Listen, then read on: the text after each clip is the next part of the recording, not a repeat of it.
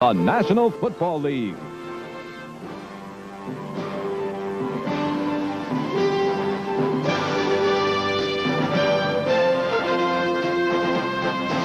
Today from Denver Mile High Stadium, it's the Cincinnati Bengals versus the Denver Broncos.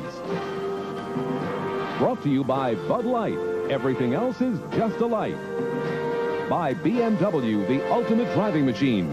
To arrange a thorough test drive, phone your nearest BMW dealer. And by McDonald's. It's a good time for the great taste.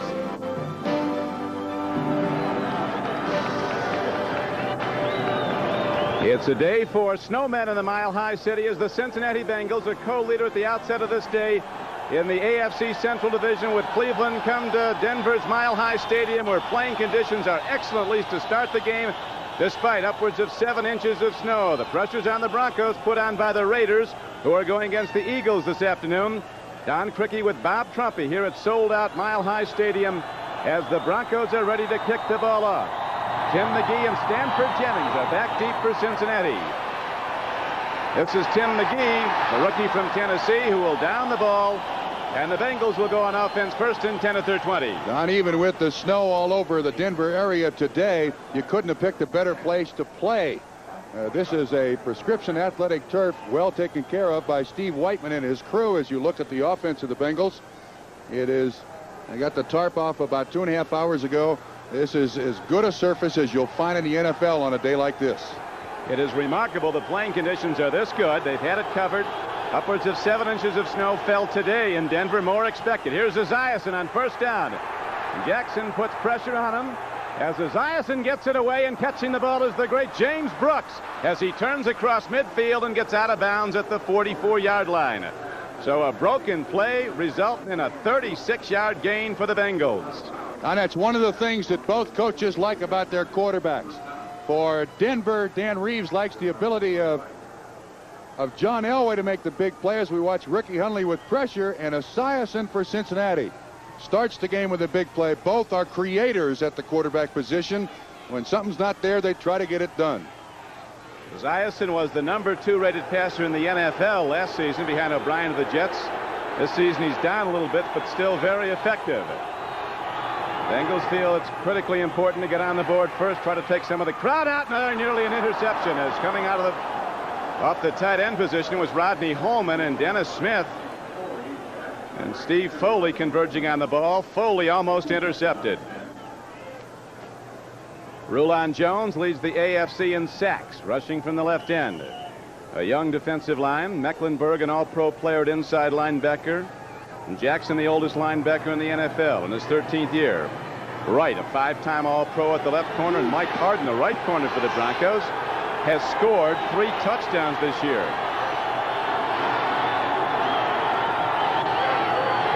Running back interceptions and a fumble. Right now, pitch back goes to Bill Johnson, and he crashes into Dennis Smith. Fumble. Free ball.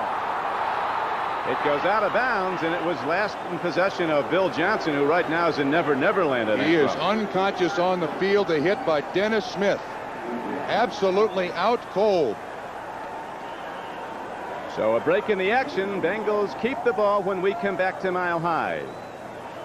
From behind the defense, this Denver group under Joe Collier, a great pursuit defense. Watch the hit. Dennis Smith, helmet on helmet with Bill Johnson. He's out before he hits the ground. The ball squirts away, and the new rule in the NFL, it is spotted at the spot where Bill Johnson fumbled it. Correct. Johnson was a great running back in the now-defunct U.S. Football League. Had over 1,200 yards one season running for the Denver Gold at this stadium. And Johnson goes to the sideline now. The Bengals with the ball at the 42-yard line of Denver. Stanley Wilson is in the lineup to replace Bill Johnson. Larry Kennebrew, through the first part of the season, was the starting fullback for the Bengals, biggest fullback in football at 270 pounds, but coughed it up 3 times against Seattle, so he's on the bench. They got to hurry. They only got 6 seconds left on the 30-second clock, Don. Down to 2. They get the snap off, and Esiason takes a deep look as a man open, and diving for the ball at the 31-yard line is Steve Kreider, who goes out of bounds with a reception, and it's a first down for Cincinnati. Ryder hasn't caught many this year. Veteran from Lehigh. That's only his 4th reception. He'd been injured earlier. Sam Weich, now in his 3rd year as head coach of the Cincinnati Bengals. Both these coaches, Dan Reeves and Sam Weich, will go to the bag of tricks. You could see some unusual plays before this one's over. As standard operating procedure, they use a bag of tricks. And they both make them work. They're probably the 2 best teams at the NFL going to gadgets. James Brooks, head down. He was slowed up by outside linebacker Jim Ryan, and Kyle Mecklenburg finished him off. The gain down to the 30-yard line. Really no gain. And so now with 13:40 to play, it'll be 2nd down and long. And this will be an interesting matchup all day long. The Bengals are the best rushing team in the AFC. The Denver Broncos rushing defense 2nd best in the AFC. Anthony Munoz trying to pull up through there, but little or no gain for the Bengals. 2nd and 10. Eddie Brown, deep speed to the near flank. He's running a short pattern.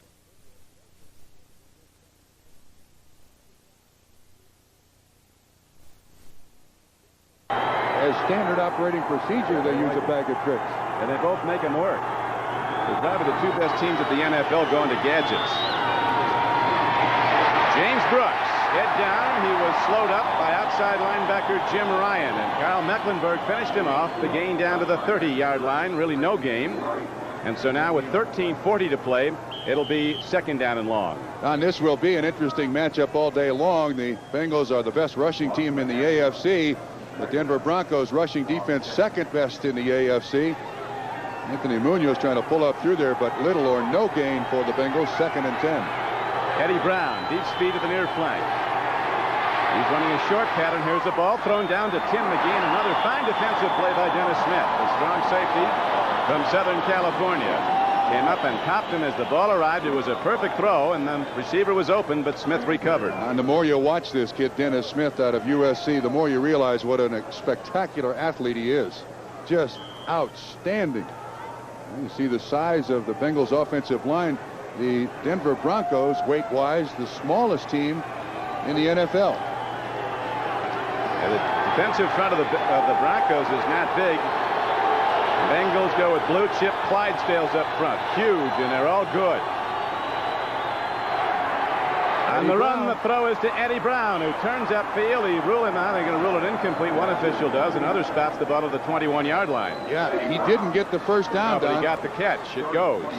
9 yards. First time we see slipperiness on the field. Brown in motion. Offense rolls that way. No one went with Eddie Brown. He took himself out. That's his foot right there slipped. Good spot by the officials. Now Jim Breach comes out, a troubled place kicker. He's been a very good one, had some back problems.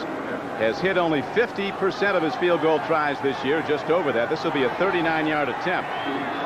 14 to 27 field goals. Throughout his career prior to this year, he's hit 70%. Ryder's the holder, looking for the first points of the game of the Bengals.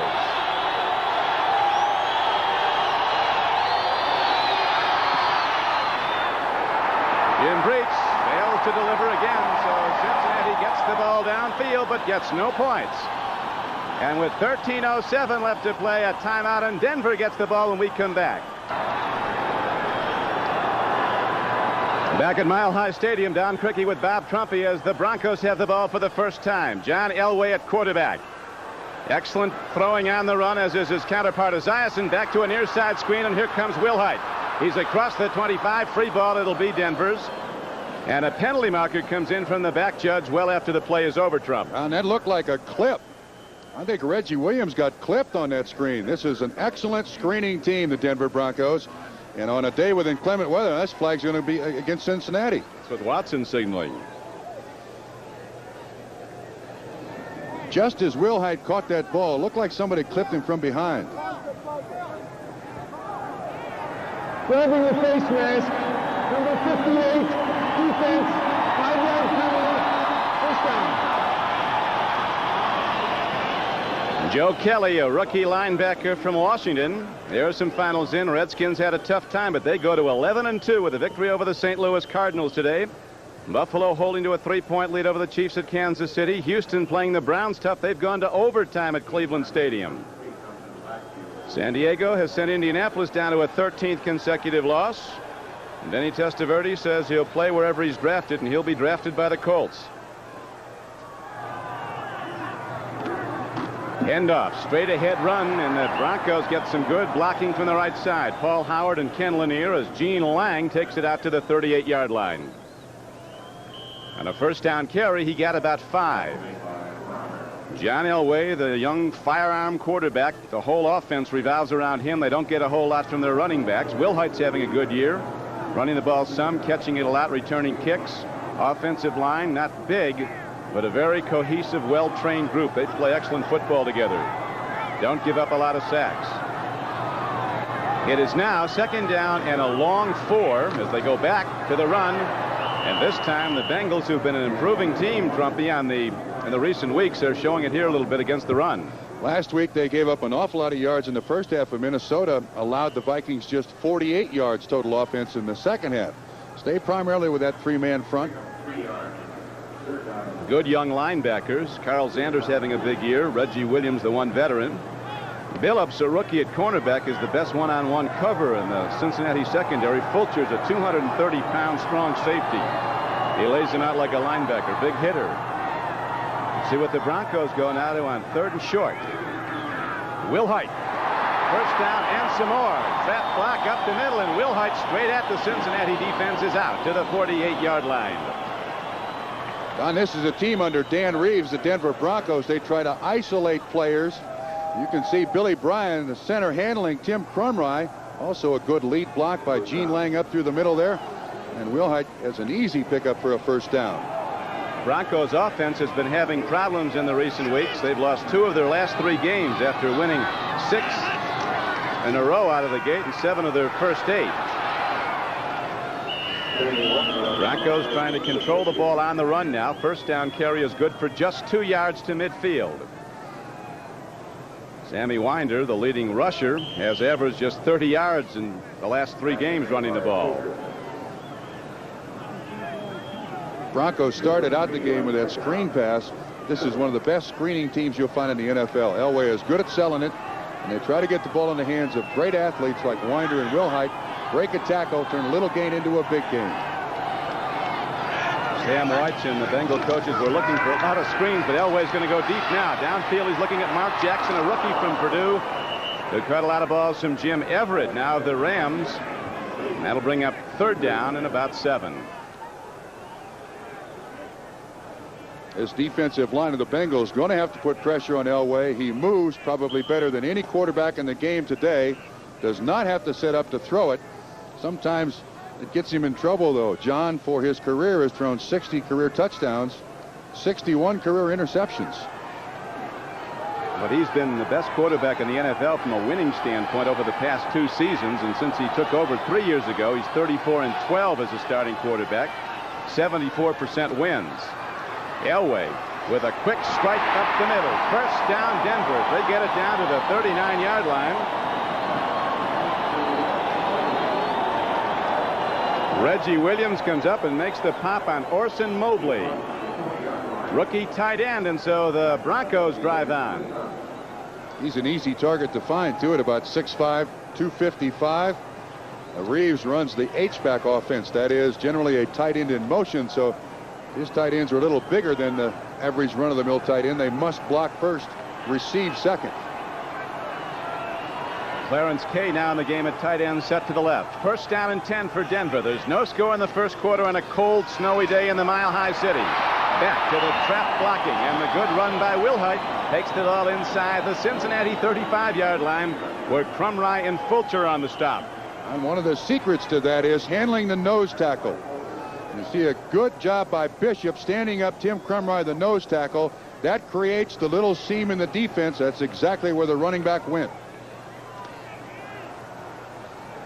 Wilhite with 14 yards on 2 runs. We're in the first quarter. 8:48 to play in it. There's no score. Bengals drove down their opening possession and missed a field goal.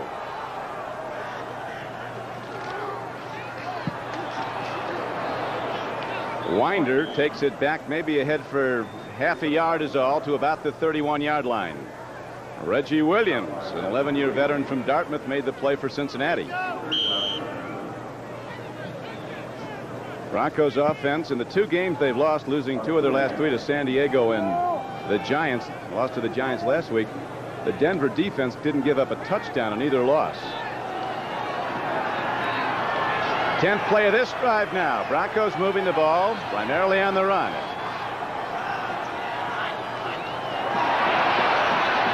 No markers as Elway stands in and gets time and hits Vance Johnson, who had the ball, and he's down to the 25-yard line. No catch. Rule it off now. They wave it off. That ball looked like it popped loose when he hit the ground. Elway's got plenty of time to throw here. Comes from the... There he is right there. 1, 2. I think that's a catch. We do have the replay official here. Dan Reeves is looking right at that play. Came right at him. One. Rich Carlos, the barefoot kicker who played collegiately at the University of Cincinnati, is on the field now for Denver. Now the umpire says, wait a minute, we're going to take another look. The rule in the NFL is if the second foot comes down and the receiver has clear possession of the football, that is a catch. Jack Reeder from the NFL office, a longtime official, is reviewing the tapes right next to us here.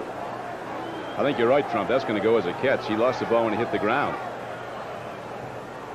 Jerry Markbart, the referee.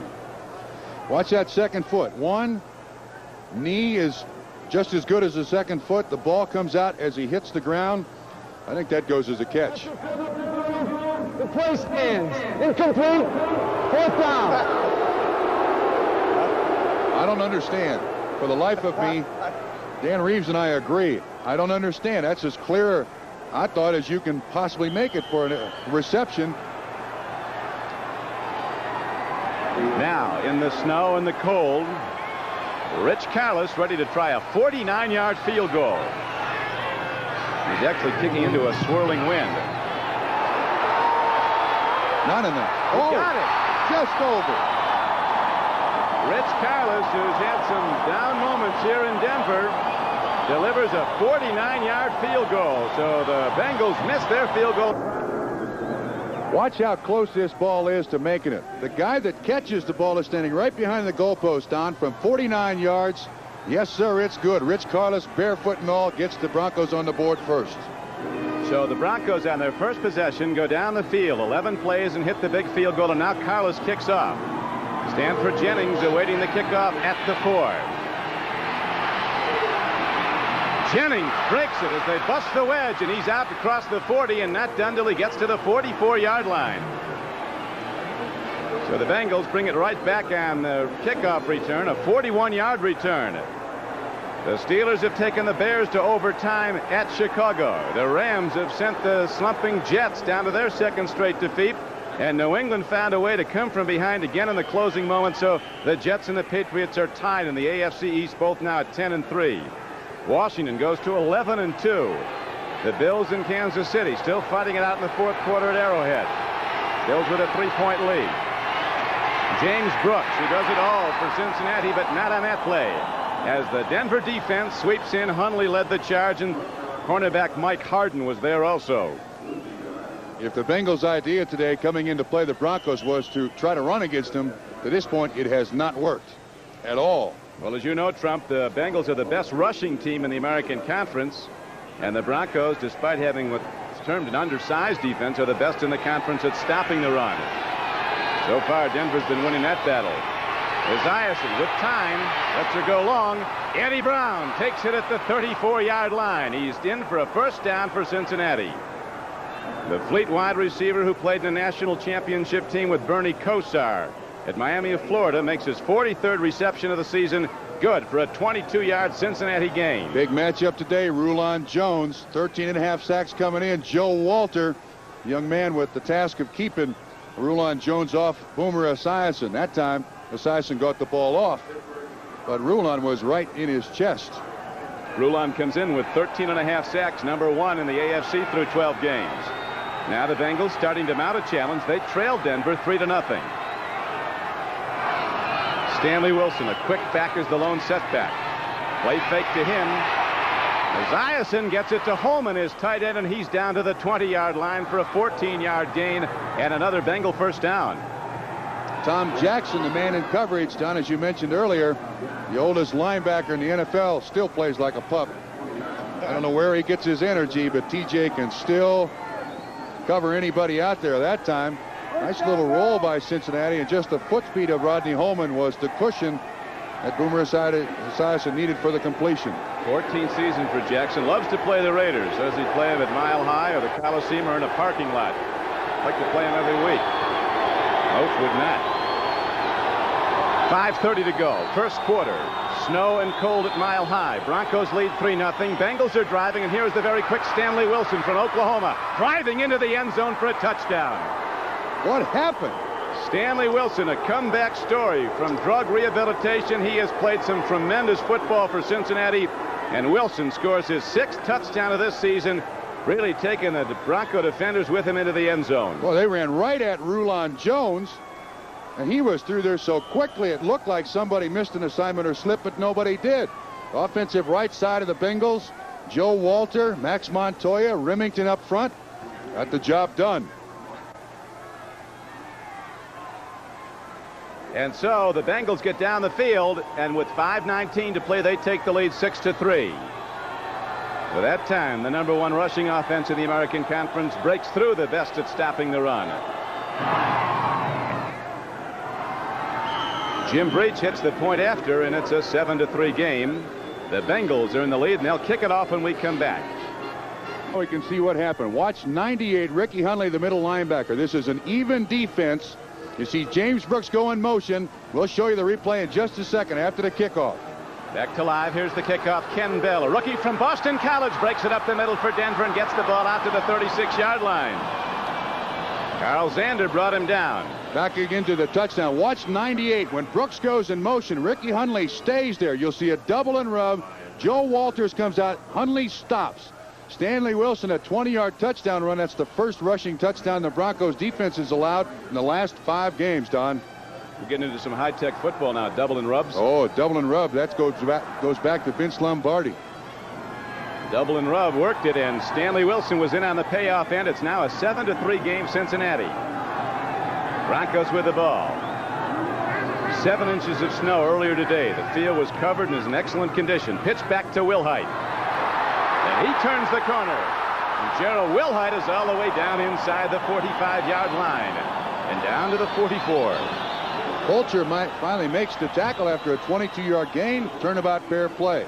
Almost the identical sweep. See, Winder on the lead block. Nobody touches Wilhite. He gets to the corner.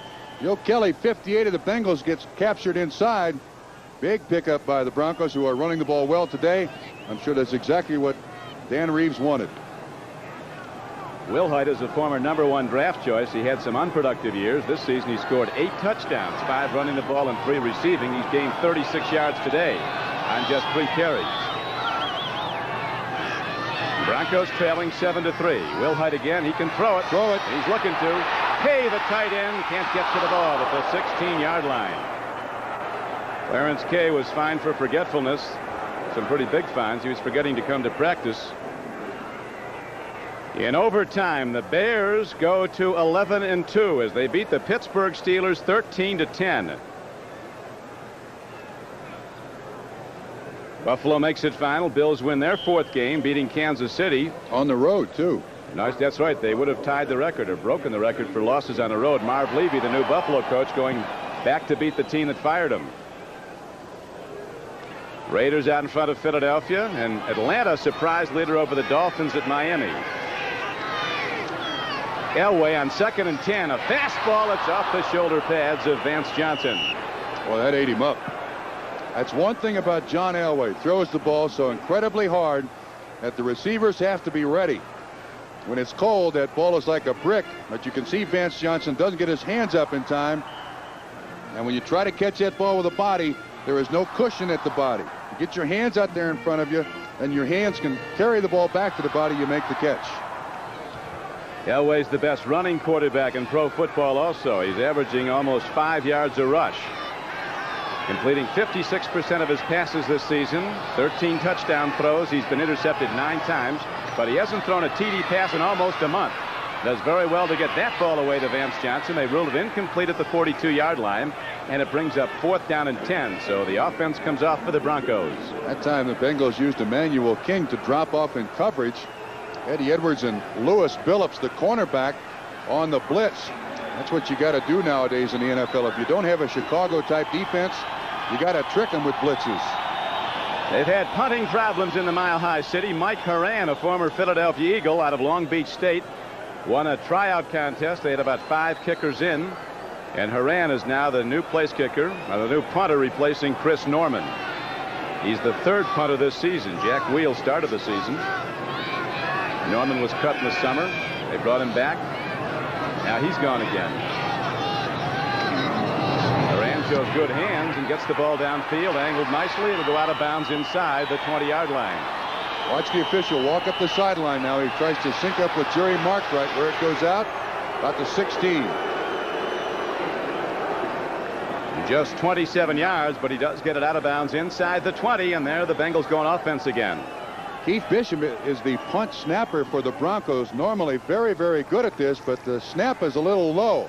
Horan does an excellent job of handling it. And here in Denver, sometimes you do have to be a shortstop. Probably part of the consideration why Reeves accepted him as the punter. Now the Bengals set up as the Rocky Mountain Thunder, the foot stamping in applause.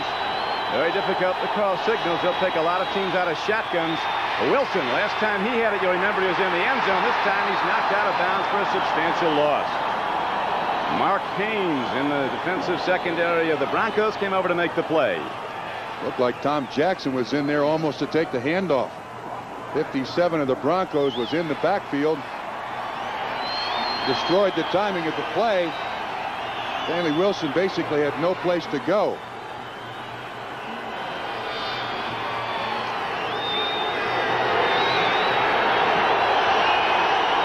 We could get a lot more snow as this game wears on. Highways outside of Denver, we're told, have been shut down. Here is the handoff straight up the middle on a 2nd down and 15 run. And the gain is out to the 15-yard line. It'll bring up 3rd down and about 11.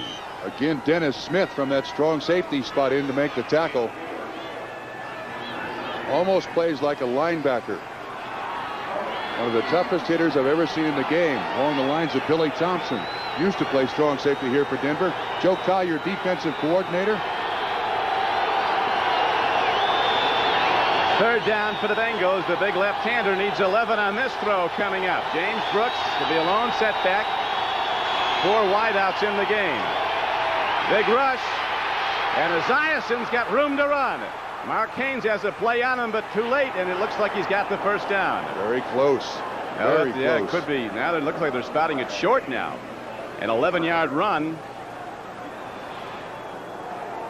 Looks like he's just short, or is now might have it. We'll have to wait for the measurement. Don, you understand, though, that on game day they have markers on both sides of the field, but the near side marker is official. The far side marker is just so that the fans can see where the 1st down marker is. You can see where that orange stripe is. That's the 1st down marker, but that's unofficial. They'll measure. More importantly, so the players can see where the 1st down is. True. Very true.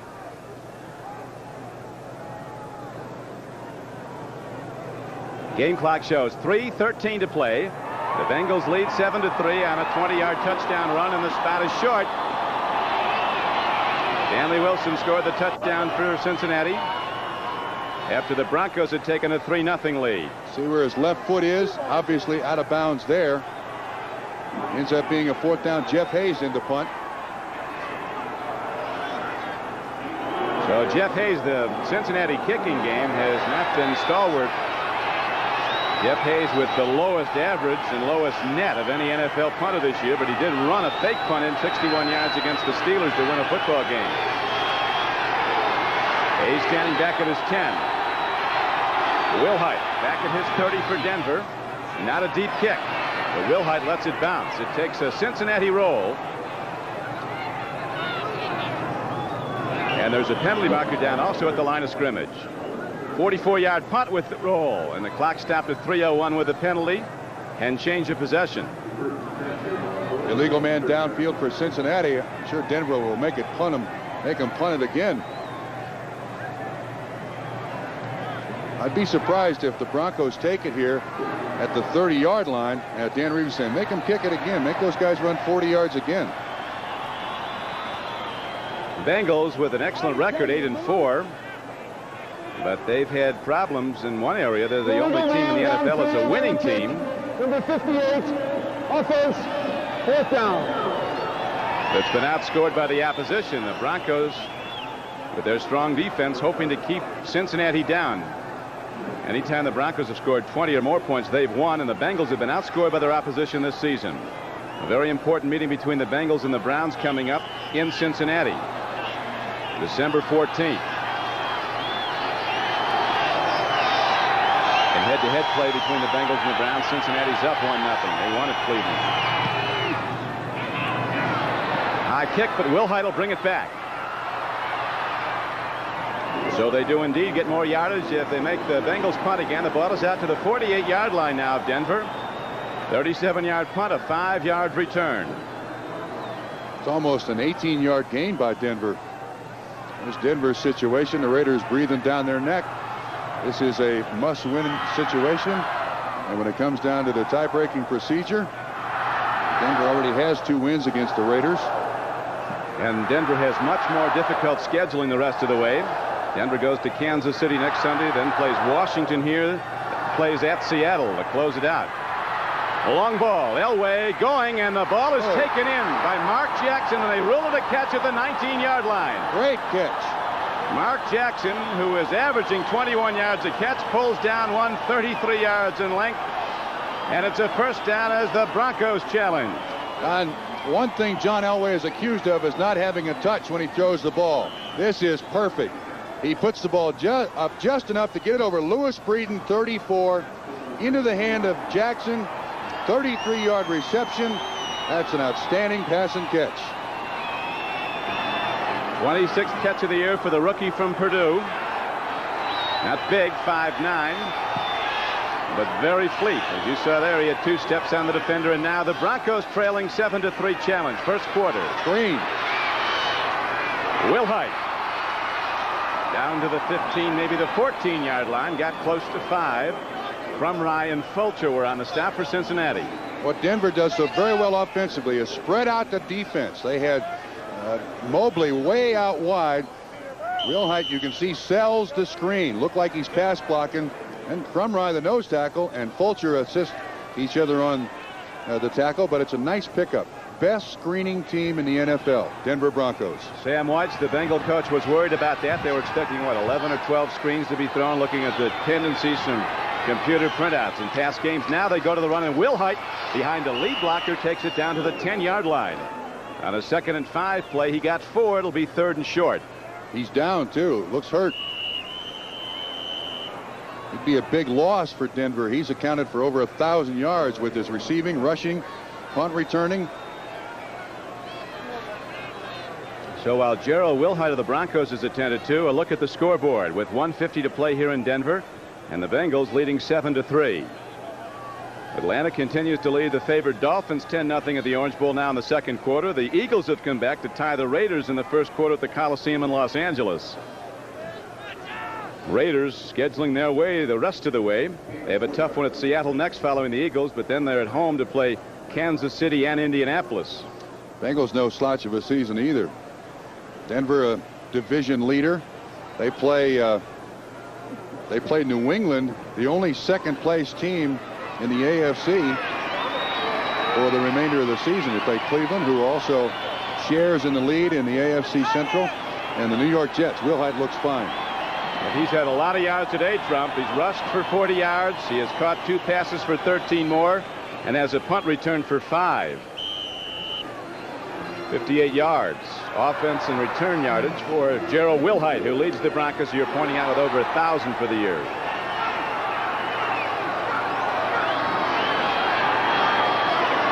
Broncos down 7-3. 1:35 to play first quarter. Elway's not thrown for a touchdown in almost a month since the November 2nd game against the Raiders at Los Angeles. Going to the run to Gene Lang, and Crumry knocked it down. The nose tackle is the best defensive lineman this season for Cincinnati. They're making those hits count. These guys are slow getting up. Now it's just a matter of the spot. Jerry Markbright again brings in the chain. Looks ever so slightly short. Elway is signaling about a foot short. You joined us late. Both teams have moved the ball in this game. Bengals got the opening kickoff, went down, but missed a field goal. Denver on its first possession got down in a long field goal. A 49-yarder by Carlos was good. A 3-0 Bronco lead. Then a big kickoff return by Stanford Jennings, and shortly thereafter his teammate was in the end zone for a touchdown run from 20 yards out. Stanley Wilson on the payoff end. And now the Broncos go first and goal from the 9-yard line. No, they're short, excuse me. It's going to be 4th down and inches at the 9-yard line. So they go to a power formation with 3 tight ends in the game, and I set in the backfield.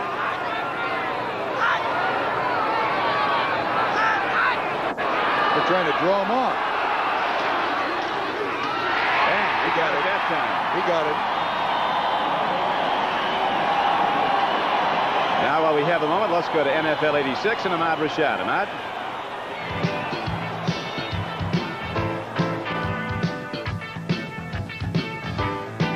All right, Don, in Cleveland, Mark Mosley, who was just signed this week with the Browns, wins it for Cleveland with this 30-yard field goal with 22 seconds left to go in overtime. Final score, Cleveland 13, Houston 10.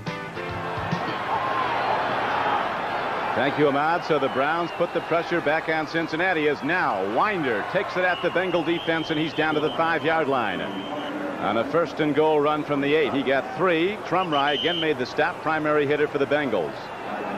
Browns go to 9-4. Bengals with very tough scheduling at New England, then home to play Cincinnati and close out at home against the Jets.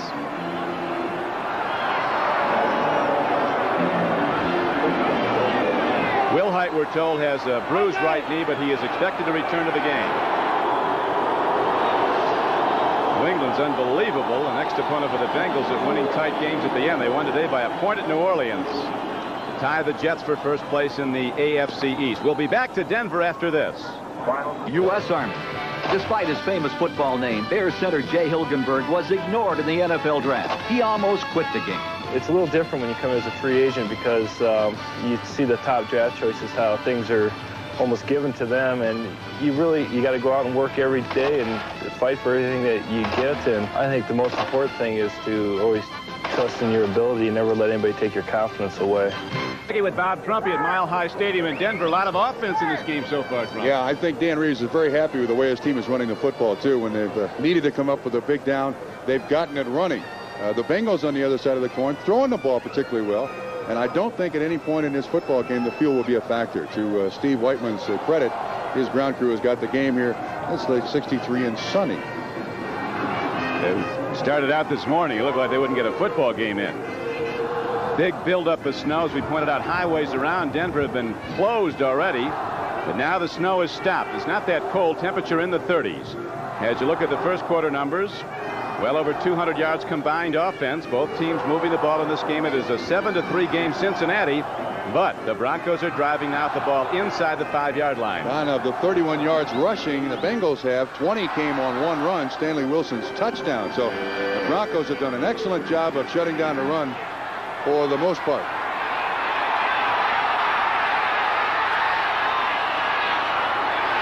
Denver with a spread formation. Elway pumps it, throws it, touchdown Broncos.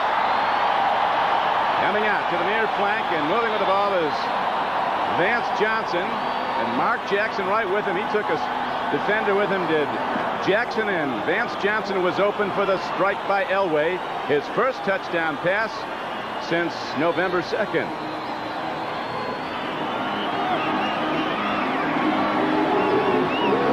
You can see it's Johnson that comes in motion. When he builds up that foot speed, the defender can't stay with him. Louis Breeden, 34, the closest man. Jackson does a good job getting the other defender deep. An easy 6 points. So now with the Broncos taking the lead for a second time, Carlos hits the point after to make it a 10-7 game, but there's a penalty marker down at the line of scrimmage. Touchdown throw by John Elway. Here was his last previous one at the Coliseum in Los Angeles against the Raiders on November 2nd. been a long time. Taking a lot of heat here in Denver. And he'd only thrown 8 interceptions in the same period of time, but he's going to get it in the end zone somehow.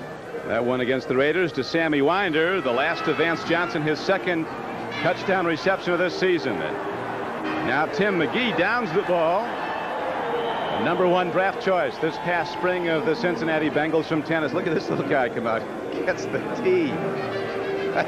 Probably the thrill of his life. Hopes to someday return in a real Bronco uniform. That's a long run for a little kid like that. So on the touchback, the ball comes out to the 20-yard line, and the Bengals will go on offense there. They trailed 3-0, led 7-3. Now they trail 10-7 with 14:50 to play in the first half. Good throw by Esiason to a short-handed receiver, Chris Collinsworth. Catches his 48th pass of the year. The veteran from Florida. We call him the thoroughbred at Florida because he was so fast. He got to Cincinnati, and someone at Latonia Downs wanted him to race a thoroughbred real one. It's a 50-yard race. Collinsworth said he lost by 47 yards. Wasn't even in the picture at the finish. Yeah, then I think he bought the horse, too. He does own some thoroughbreds, doesn't he? Yes. It's a long time without a touchdown pass.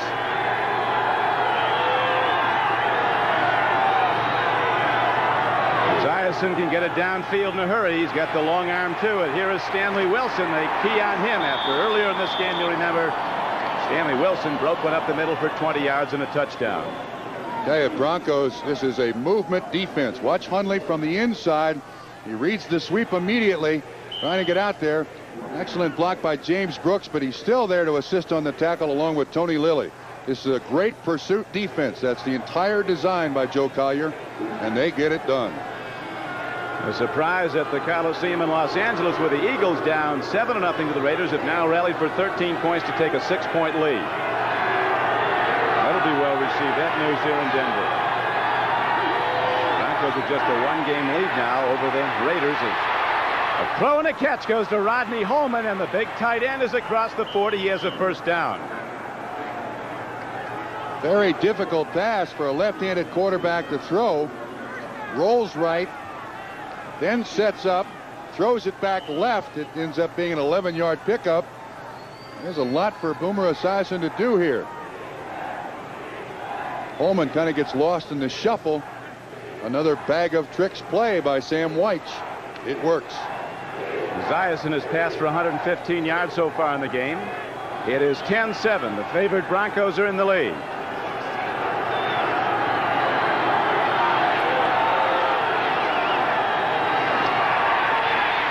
Again, Esiason waits on the rush, then dumps it off, this time to Wilson. And Stanley Wilson, a power back with great speed. He's 5'10", 215 pounds, a former Oklahoma Sooner. Gets ahead for a gain of about 8 yards. It'll be 2nd down and 2. Wilson looks like he may have gotten kicked in the face, a gash of some sort. And Larry Kennebrew comes in the ball game. This is the way they... That's ominous. The division of doom. Dan Reeves had great success against the AFC Central. Under Reeves, the Broncos are 10-1 against opponents in that division. Watch Kennebrew. He's had a penchant for fumbling, Don. Biggest fullback in the game. Here's a free ball. Esiason falls on it, and it'll be 3rd down and 2. Bengals fortunate there to beat the Bronco defenders to the ball. Esiason Kennebrew against Seattle 3 times fumbled the football, but this was on Esiason. Able to maintain possession, very lucky. Broncos are tough to beat in this stadium. And right now the Bengals are trailing Denver 10-7. Broncos have won 24 of their last 28 games at Mile High. The last time they played it, they beat Kansas City. Prior to that, though, they were beaten 9-3 in a major upset by San Diego. They got to hurry. Wilson breaks it, and he almost goes the distance. He might. He's a load. Stanley Wilson gets it inside the 25-yard line. 28-yard run by Stanley Wilson. This is the best rushing offense in the AFC, and for the most part, Denver's done a great job of shutting them down. But they have allowed in short yardage situation now 2 big plays. See Wilson, a missed tackle there by Rick Hundley, and he runs by 22 Tony Lilly. Ends up being a 28-yard pickup by the Bengals. An excellent block front by Brian Blados, hit his primary man and then screened Ricky Hundley off the play, and that really sprung Wilson around the corner. Stanley Wilson with 46 yards and 5 carries, 1 for 20 yards, and the Bengals only score. It's a 10-7 game Denver. James Brooks goes right up the middle and takes it inside the 10 and down to the 5-yard line. So this top defense in the conference against the run is getting busted wide open by that huge offensive front of Cincinnati. 18-yard pickup. He's the second leading rusher in the AFC behind Kurt Warner. And I think Colorado went in to play the nose tackle there.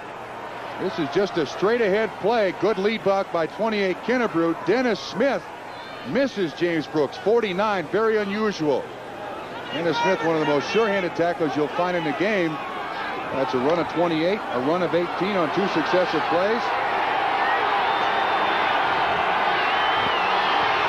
Esiason goes to Kennebrew in the big back. Head down, takes it in on the payoff end. Larry Kennebrew, and the Bengals have the lead for a second time. 9:20 to play in the first half. And Larry Kennebrew, who weighs somewhere between 265 and 280 pounds. Tell you, every meal for him, it's like he's going to the chair. He gets it all. You can see Louis Wright saying, uh-oh, what have I got myself into here? Kennebrew is about 9 rooms deep in Sam White's doghouse. He just moved up to room 8. It's amazing how quickly he can gain weight. Just looking at ads in the newspaper, he gains weight. Now the point after attempt by Jim Breach is on the way and through the middle, and so at 9:20 to play in the first half, the Cincinnati Bengals take the lead for a second time. It's a 14-10 game. Cincinnati Bengals with a high-power offense just went 80 yards in 8 plays. Larry Kennebrew in for the touchdown, and now the Bengals lead for a second time, 14-10 with 9:20 to play in the first half. A wild game at the Coliseum in Los Angeles. 2 punt returns for touchdowns in that game between the Raiders and the Eagles, where the Eagles lead Los Angeles 13-7. Ken Bell will not bring it out, and the Broncos will start first and 10 at their 20.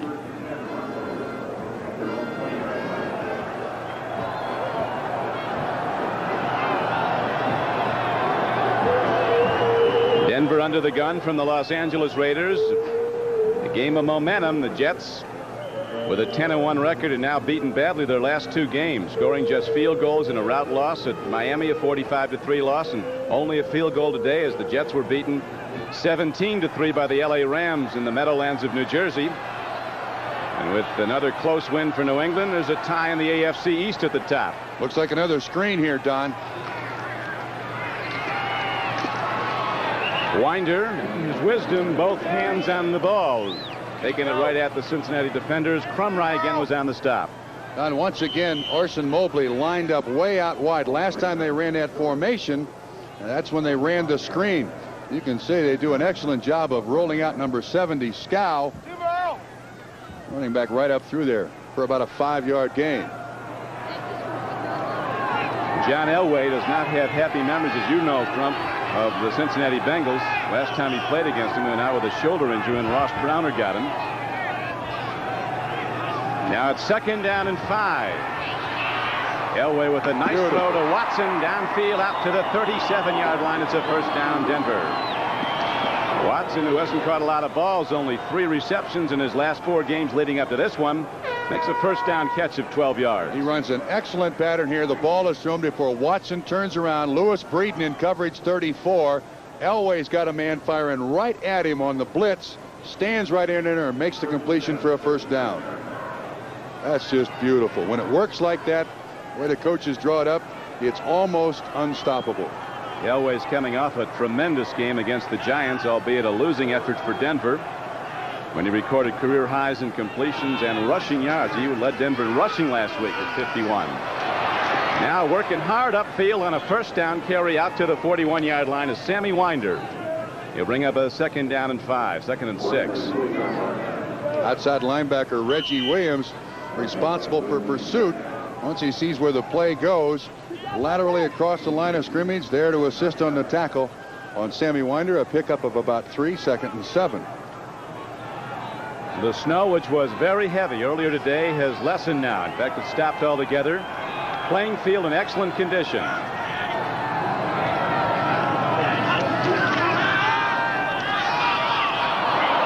Too much on it for Orson Mobley.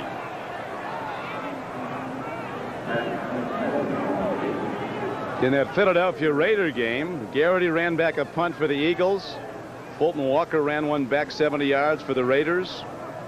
And Philadelphia is holding to a 13-7 lead over the heavily favored Raiders, and an equally big upset in the offing, perhaps at the Orange Bowl, where Atlanta continues to lead Miami 10-0. The lead's been changing hands here in Denver, where now the Bengals hold a 14-10 lead over the Broncos.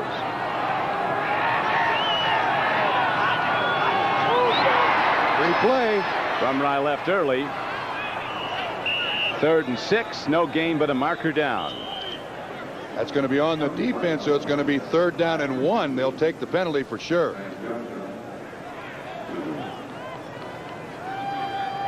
Offside, number 70, defense. Jim Scow, pass rusher for the Bengals. He's lined up closest to the football. All he's got to do is watch it. Look, he's staring right at it. And he jumps. So as opposed to 4th down and Denver has to punt, the drive stays alive, and Denver's done an excellent job of 3rd down conversion so far in this first half. Right now they have a 3rd and 2 coming up. They're 2 of 5 in 3rd down conversions.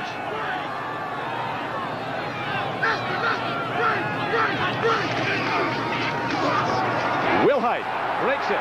1st down and more. He's to the 46-yard line of the Bengals. Gerald Wilhite, a quick 5'10", 200-pound runner, breaks it. 3rd and short, and the Broncos get 4 new downs. Excellent lead block by Winder. He gets into Louis Breeden, and there's the alley. Wilhite with good speed, now obviously recovered from that bruised knee. Big 1st down pickup. Drive stays alive for Denver, so that offsides, that encroachment by Scow, keeps this drive alive.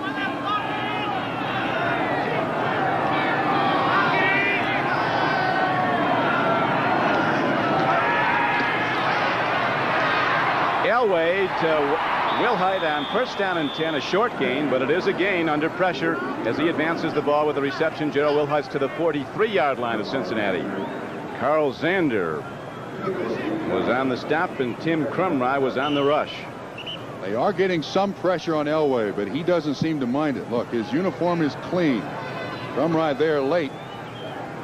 No penalty called.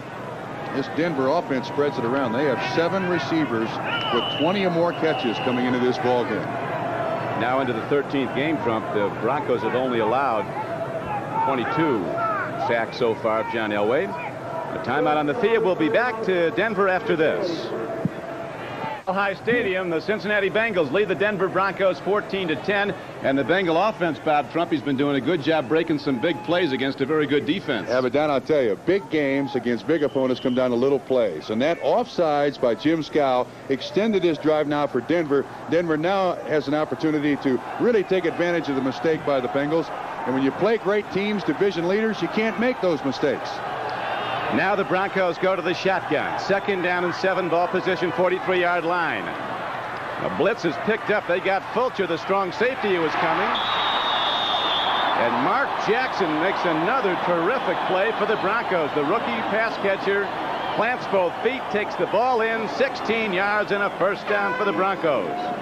And the secret is he catches it with his hands. Now the Bengals come with a blitz. They're taking a chance. Elway has a 2nd to set up, and that's all he needs. You see the hands catch. Ray Horton, number 20, the closest man in coverage. Again, perfect timing on the pass. Ball thrown before the receiver looks. The defender can't stop it. Temperature in the mid-30s. As Elway, with that lightning throw, this time dumps it off, goes to Sammy Winder, putting on moves and pays the price as a linebacker pulls up from the zone to make strike on him. Carl Zander and Joe Kelly, the inside backers, both got him. But there's a gain on the play of about 7 yards as the Broncos now mounting a challenge to perhaps take the lead back. And I never thought these two teams would have a seesaw battle.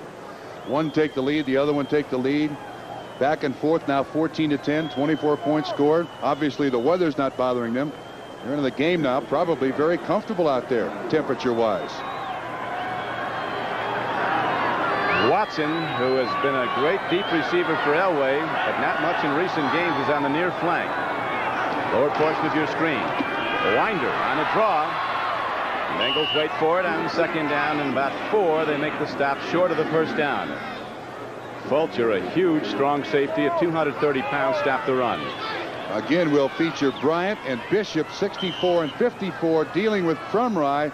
He gets double teamed all day long, Crumry does. Bishop, one of the outstanding guards in the NFL, gets very little attention. Crumry, same is true as a nose tackle. Broncos come in 9-3, but they're still smarting from an 11-5 finish a season ago when they failed to make the playoffs. 10th play of this drive coming up.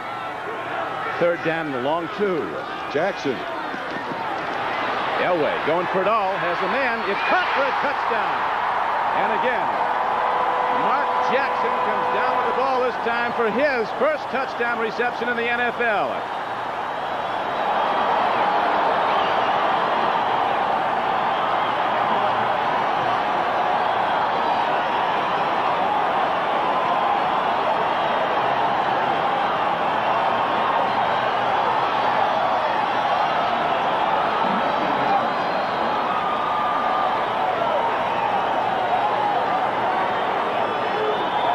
We spoke earlier about both Elway and Esiason being creators as quarterbacks, and that time Elway created a touchdown.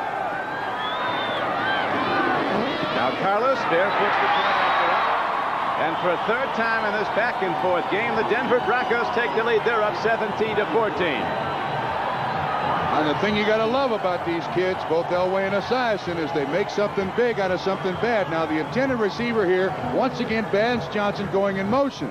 But Elway, when he rolls out, has the presence of mind and the strength of arm to sling it across his body. Robert Jackson, 37, in front. What an absolutely acrobatic catch by Jackson, his first NFL touchdown. The position of quarterback has changed so much. It used to be quarterbacks would go back and they do what the coaches told them, and they take the logical progression of receivers and find the open man. Now with that class of 83, these guys are artists. They don't let defenses shut you down. They go out and get it, take it from you. And that was a prime example there by Elway. Well, Mark Jackson, a 6th-round draft choice from Purdue, playing to the crowd. He likes all this. He's been here before in that end zone. It's not in Mile High, but he has been at Ross-Ade Stadium, home of the Boilermakers, with Jim Everett on the throwing end. Another sustained drive where you've had both teams pull a nose off today, an 80-yard drive in 10 plays, and now it's a 17-14 game, Denver. Rich Carlos hits the ball hard downfield. McGee loses it. He's got it. That's a muff. He can down the ball. That's right. That's a touchback. Very smart by McGee. Impetus of the ball carried into the end zone on a kick. Mark Mosley was the man who decided the Cleveland game. In Chicago, it was Kevin Butler who beat the Steelers in overtime with a field goal. Rams maintain their lead in the NFC West with a victory over the Jets on the Jets' home field. New England goes to 10-3 to tie the Jets for the AFC Eastern lead with a win at New Orleans. Redskins 11-2 now after a close game at St. Louis.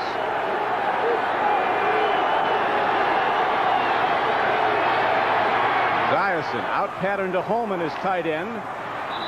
And they'll rule him out of bounds at the 26-yard line. 2nd down and 4 coming up.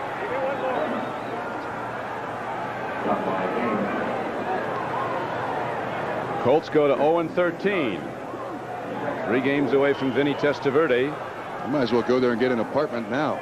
Okay, this is the thing that surprised me today for the Bengals. Those big plays are allowed by the Denver Bronco defense, very much out of character for the Bronco defense.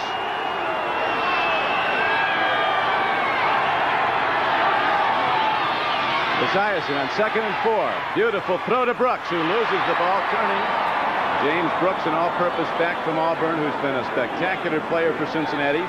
He comes in with almost 800 yards rushing with 37 receptions. James Brooks, number 21, has scored 8 touchdowns this season. On each time one team has scored, the other team has come back with the answering drive. Pressure now on the Bengals.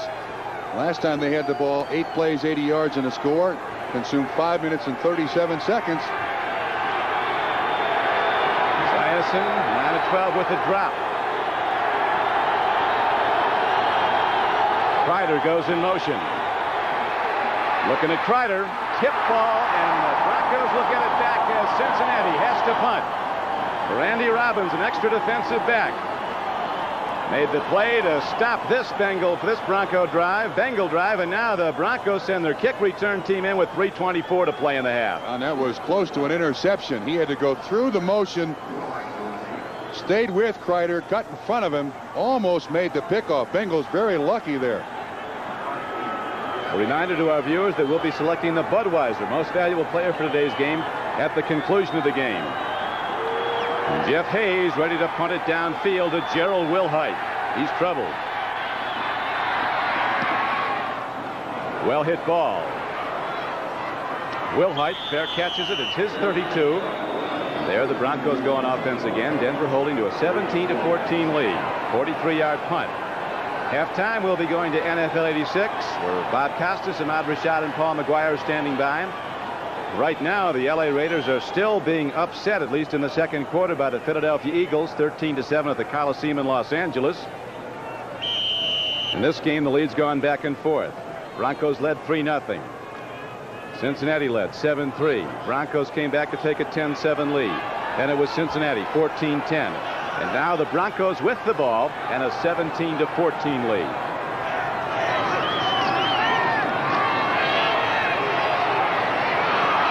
Out pattern to Winder, and Sammy Winder's going to be very close to a first down. Lewis Breeden, covering on that side, made the play, but 9 yards downfield.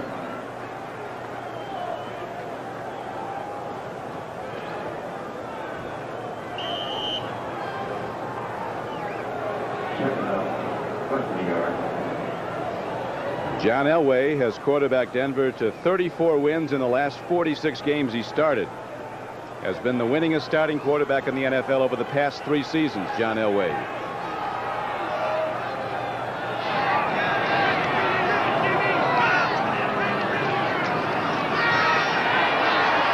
Again, they give him time, and there's that rocket arm.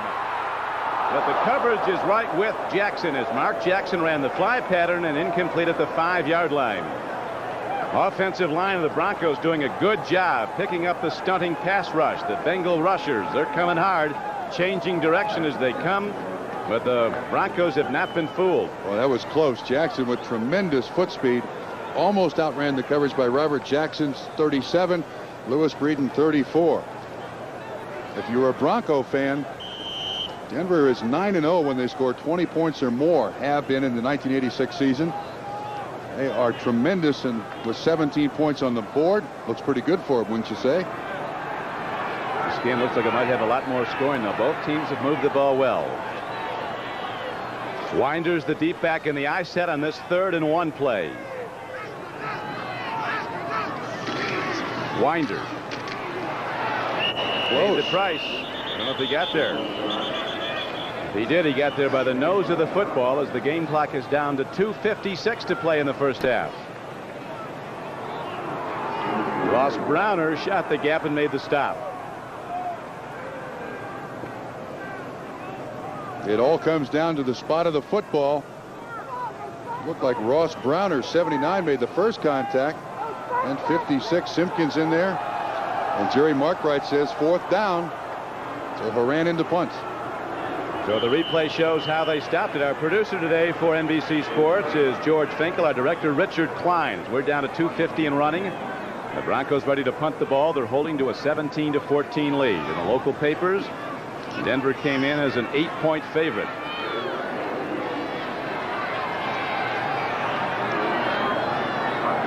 Ray Horton is back deep now.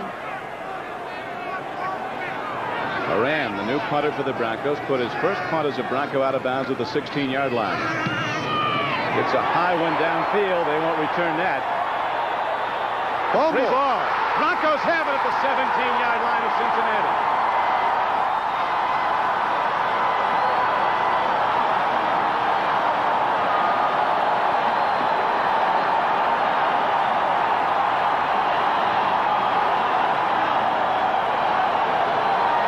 Simon Fletcher, a rookie from Houston, a defensive end, who's one of the fastest players on the Denver team. Down to recover it as Horton just let it tear him off his chest. Moran kicked that ball into the wind, and I think it surprised Ray Horton. He had to back up on it. That's the worst thing a punt returner can do. The first turnover of the day for the Denver Broncos. Broncos going with double tight ends. One wide receiver, Watson.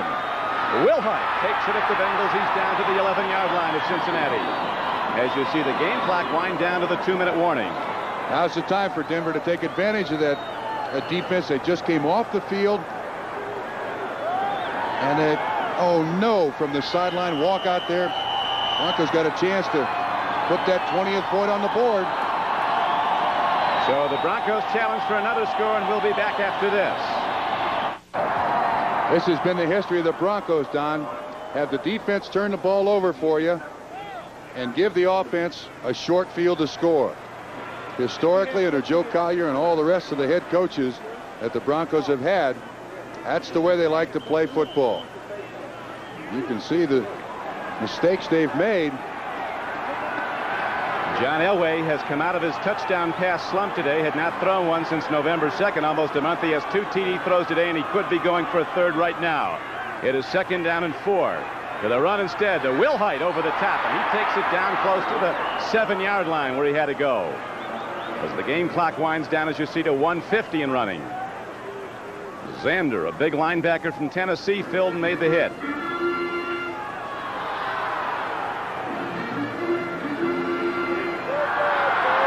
The Broncos getting very good thrust off the snap of the ball from their offensive front. They haven't converted it yet. They're still 3rd down and what appears to be inches, and Elway wants a timeout.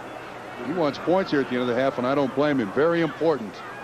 We've had 1 turnover, and that's given Denver the ball down close right now. Back after this.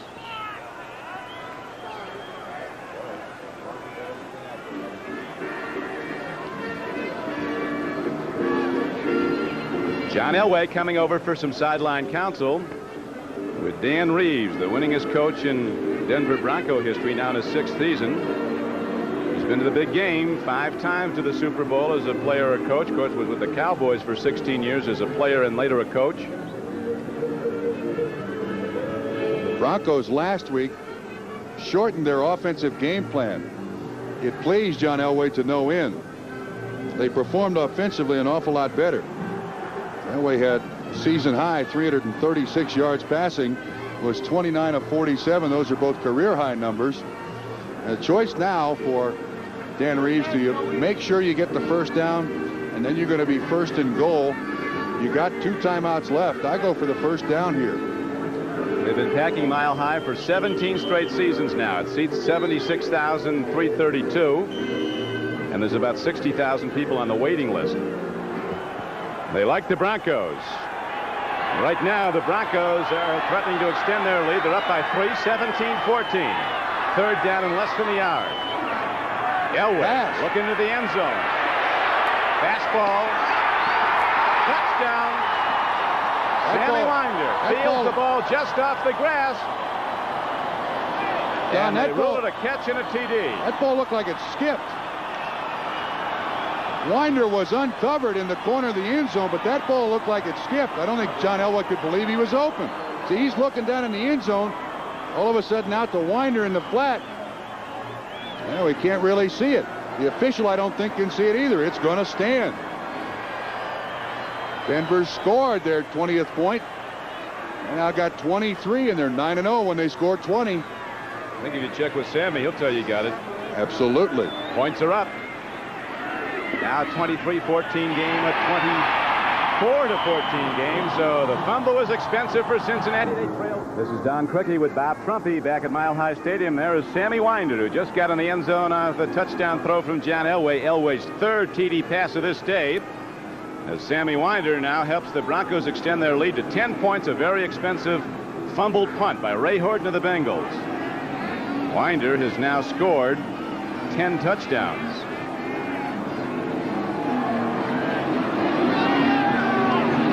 Rich Carlos kicks the ball off for the Broncos.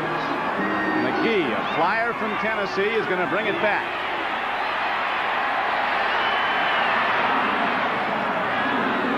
He gets a crack, he's gone.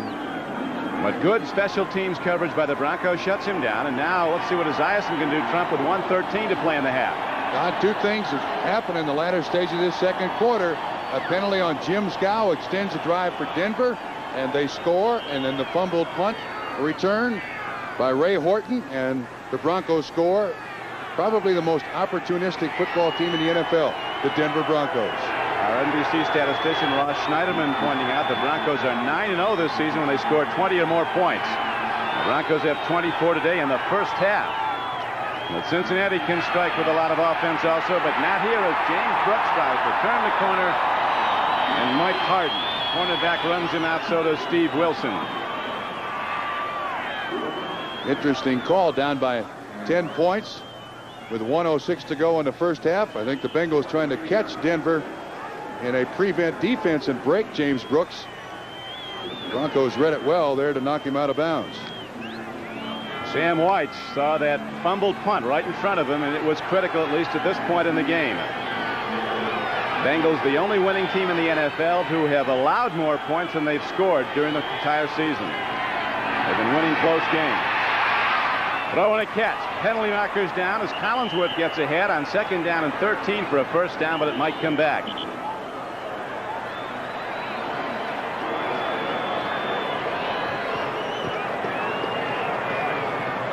Holding call against Cincinnati with 59 seconds to play in the first half, and Denver holding to a 24-14 lead.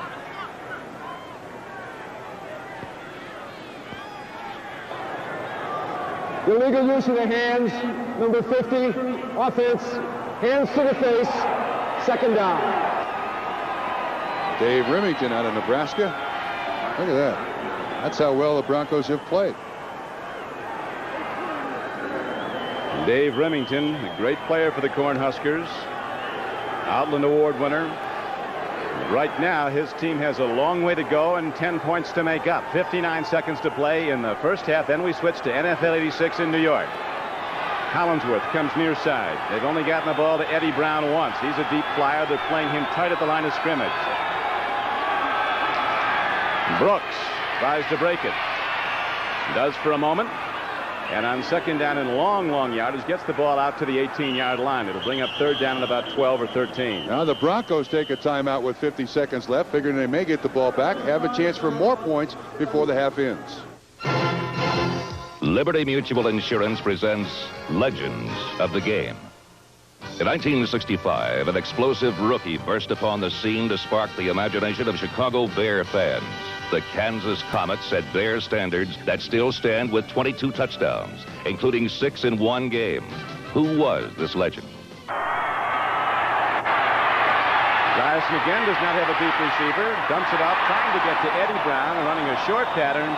And now the Bengals have to punt the ball, and Denver will have time to work for perhaps another score. Broncos going with 6 defensive backs, a linebacker, and a 4-man rush. They weren't really interested in pressuring Boomer Esiason is making sure no receiver got deeper than her deepest 3.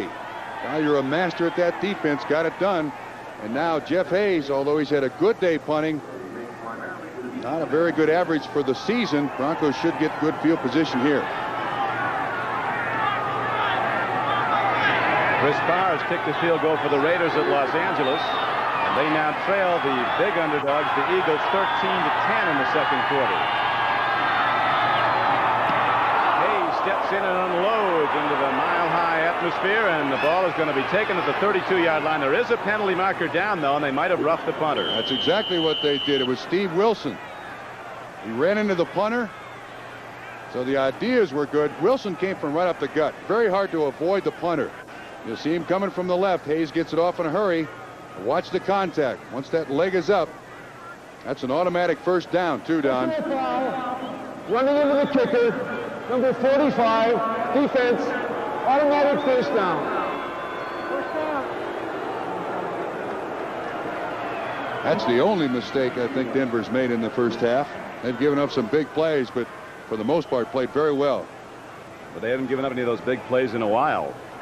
Their defense is getting stronger as the game wears on, and the Broncos capitalizing on the one mistake Cincinnati has made, a fumbled punt, and subsequently turned into John Elway's third touchdown throw. He's thrown to three different receivers as with 30 seconds left, Boomer Esiason is going to be called in the grass. They're going to get him on a sack back at the 18-yard line. He's been sacked now 22 times this season. Carl Mecklenburg on the sack. First time we've called his name today, and that's the first sack for Denver. The clock stops with a sack and inside 2 minutes to reset everybody. So now I think the Bengals probably just going to snap it. See, here's the problem. Denver gets the ball to start the second half. They end the first half with points on the board, and they get the ball to start the second half. No play. Nope. Bengals are going to take it to the locker room and try to regroup as they'll go in trailing the Broncos 24-14. So John Elway hits some big throws. 3 touchdown passes for John Elway to 3 different receivers. We'll be right back after these messages from your local station. We welcome those of you who have watched John Elway's 3 touchdown passes give Denver the 24-14 halftime lead over Cincinnati at Mile High Stadium. Bob Costas with Paul McGuire and Ahmad Rashad. The Bengals need to rally in order to maintain a tie with Cleveland atop the AFC Central. Cleveland has already won today. We'll tell you about that in a moment. Game going on elsewhere. Philadelphia and the Raiders at the Coliseum, not yet to halftime. Philadelphia with a 13-10 lead. Fulton Walker, a punt return, 70 yards for a Raider touchdown. Greg Garrity, a 76-yard punt return for a Philadelphia score. Atlanta and Miami have gone to the third at the Orange Bowl. The Falcons lead at 10-0. Gerald Riggs has a touchdown and already 80 yards rushing in the game. He's gone over 1,000 for the season. Earlier today, the Bears went to 11-2. It wasn't easy. They beat Pittsburgh in overtime. The Bears have clinched in the NFC Central, and Pittsburgh loses in OT for the 2nd consecutive week. Here's Mike Tomczak in at quarterback now with Jim McMahon out for the season. Walter Payton, who had a fumble at the 2 to thwart a Bear drive early, goes in the 4th quarter for the tying touchdown, evens it up at 10. Now in overtime, here is Kevin Butler drilling home a 42-yarder. That gives the Bears the win at 13-10. Butler had hit the upright with a 29-yard attempt toward the end of regulation that could have won it right there, so he redeems himself in overtime, and the Bears win at 13-10. Ahmad? Once again, the Bears having problems with their offense, putting a lot of pressure on their defense. But I mentioned in the feature that when the going gets tough, they go to Payton. He carried the ball 31 times for 90 yards, caught 5 passes, and they still are having problems with that offense. As a matter of fact, in the overtime, they elected to kick off and feature their defense. The Rams featured their defense, or is it the Jets' lack of offense suddenly? Second straight game where the Jet offense has managed but 3 points. The Rams win it by a score of 17-3. There's Bud Carson, the defensive coordinator for the Jets. He looks on as the Jets get perhaps their best scoring opportunity in the first quarter. Ken O'Brien will throw a 32-yard pass to Wesley Walker, but at the 1-yard line he's hit. The ball pops free. Jerry Gray recovers in the end zone for the Rams, and the Jets come up empty. Then in the second quarter, after throwing 2 interceptions early, Jim Everett out of the shotgun finds the former Tampa Bay All-Pro Kevin House, who has found a new home in Anaheim. He gallops 60 yards for the touchdown, a 7-0 Ram lead. It's been this kind of day for the Jets. They have only 10 men on the field defensively as the Rams line up at the 5-yard line. There's Jim Stuckey along the sideline trying to decide whether he should come into the game or not. Meanwhile, with only 10 defenders, Eric Dickerson with a change of direction. He goes in from 4 yards out. Dickerson had 107 yards on the day. The Rams beat the Jets 17-3. Paul? Well, if Stuckey would have come in, if you take a look at the film, he'd have been offside. So it wouldn't have made any difference. The Jets, they found a 3-point play that they have in basketball now. They've had 3 points the last 2 games. They just cannot score a touchdown. Everybody talked about how bad, the defense is banged up, and they can't play without a good defense. All of a sudden, now the offense has gone to pot. O'Brien is not getting The people downfield, they used to get down. You know, Why? this is Why? very unbecoming. You're wrong about them 7, 8 weeks in a row. You're right now twice, and you're gloating. No, I'm not gloating. I think it's a great football team. I really do. When you're right, Yeah. you're right. All right, Wrong. let's move along. New England suddenly is in a first-place tie with the Jets. They're each 10-3 in the AFC East. New England wins their 7th in a row, 21-20 at the Superdome against the Saints. Washington, on a Max Zendejas field goal of 27 yards with 4 seconds to play, beats the Cardinals 20-17. Lomax and Schrader each threw 2 touchdown passes. Buffalo ends their 22-game road losing streak. If they had lost today at KC, they would have equaled Houston's league record for road futility. The last time they won on the road before today, December of '83 at Arrowhead, and they do it again, 17-14. 2 Jim Kelly touchdown passes to Andre Reed. Cleveland wins in overtime for the 2nd straight week. Their new place kicker, Mark Mosley, with a 30-yarder toward the end of OT. They beat Houston 13-10, so for the moment, Cleveland is a half game ahead of the Bengals in the AFC Central. The Browns had 6 interceptions against Houston today. San Diego beat Indianapolis 17-3, the Chargers' 3rd win of the year. The Colts are 0-13. And Minnesota over Tampa Bay 45-13. Wade Wilson, in place of the injured Tommy Kramer, threw 3 touchdown passes for the Vikings, who are now 7-6. We'll be back to relive some memories from Super Bowl I after this from your local stations. This January, it'll be 20 years since they played Super Bowl I in Los Angeles. The Kansas City Chiefs, coached by Hank Stram, against Vince Lombardi's Green Bay Packers. Boyd Dowler was out that day. In came the veteran Max McGee. Look at this catch, reaching back to beat Willie Mitchell. And the Hammer, Fred Williamson, appears on the scene a bit too late to stop him. Even though the Chiefs lost 35-10, the Hammer still looked good that day and thereafter. Fred Williamson and Max McGee join us now in the studio. Max, you were nearing the end of your career and, in fact, had caught just 4 passes during the year when you latched on to 7 in the Super Bowl game. Well, I was actually beyond the end of my career as far as football, but I'll tell you, I'm glad I got in that day because otherwise I wouldn't be here today. Despite the great career you had, it was that one Super Bowl game, really, that distinguishes you in the public's memory, right? Nobody ever asked anything else about the other 300 I dropped, you know, it's just that one I got in the Super Bowl. Well, let me ask you this. I saw you quoted some places saying you'd established a different kind of NFL record even before the Super Bowl. 11 consecutive curfews missed without being caught. Well, Horning started that rumor because he was with me, see, so... Well, I was not exactly a real curfew guy, but, you know, we were in pretty good shape. You work for Vince Lombardi, you're ready to play every Sunday. How would Lombardi react to somebody like you or a Horning? He himself a disciple of discipline and you guys free spirits. You know, I think there's a misconception of Vince Lombardi. I think he would have liked to have as much fun as we did. He just didn't show that side. He had a great side to him that was, he liked to play golf for $5 Nassau, and he liked to go to Las Vegas and gamble, and I think people didn't know that, but he was actually a fun-loving guy. We've got some footage here of Lombardi greeting the troops toward the end of his Packer career at the beginning of a training camp. Let's take a look. Vince Lombardi in the late 60s. My name is Vince Lombardi. I want to welcome you to the Green Bay Packers. Last year, the Green Bay Packers won an unprecedented 3rd successive world title. The Green Bay Packers have won 5 world championships in the last 8 years. Was that a typical Lombardi address, or was that watered down for the cameras? I think that was watered down because, I tell you, he was the most inspirational coach, of course, I probably up to that time, and maybe still, but when he gave a speech, I've actually seen in big games when, you know, when he said, all right, let's get out and get them, I've seen guys run through their locker, push the door down the wrong way. You know, he had that kind of effect on people, and I think that's the reason he won 5 world championships. Is it true that the key about Lombardi was not so much his skill as a tactician, although obviously he excelled there, but his ability to make people play beyond the potential they thought they had? I think so, and I think we called it coaching by intimidation. He did intimidate some of the people and made them play better than they really were. And I think if you look at guys like Fuzzy Thurston, Jerry Kramer, they went out and played better than maybe they were capable of, but that's the kind of coach he was. Let's turn to the Hammer here. You guys represent the AFL against a team that's already legendary, the Packers. It's the first Super Bowl. Well, nobody gives you a chance. It was really the only Super Bowl. I think that was the Super Bowl. What we see now is an image of the Super Bowl. There was the best of the American Football League against the best of the National Football League. You don't, today it's the AFC and NFC. I think that was the only Super Bowl. And what was the feeling? You guys representing the upstart league, what was the feeling coming in? Well, you know, when you're asking me, you're talking to an individual, because I didn't think like the other guys. I thought like Fred Williamson. I had seek and destroy on my mind. They, you know, to me, I was the villain of the Super Bowl. Don't talk to the press.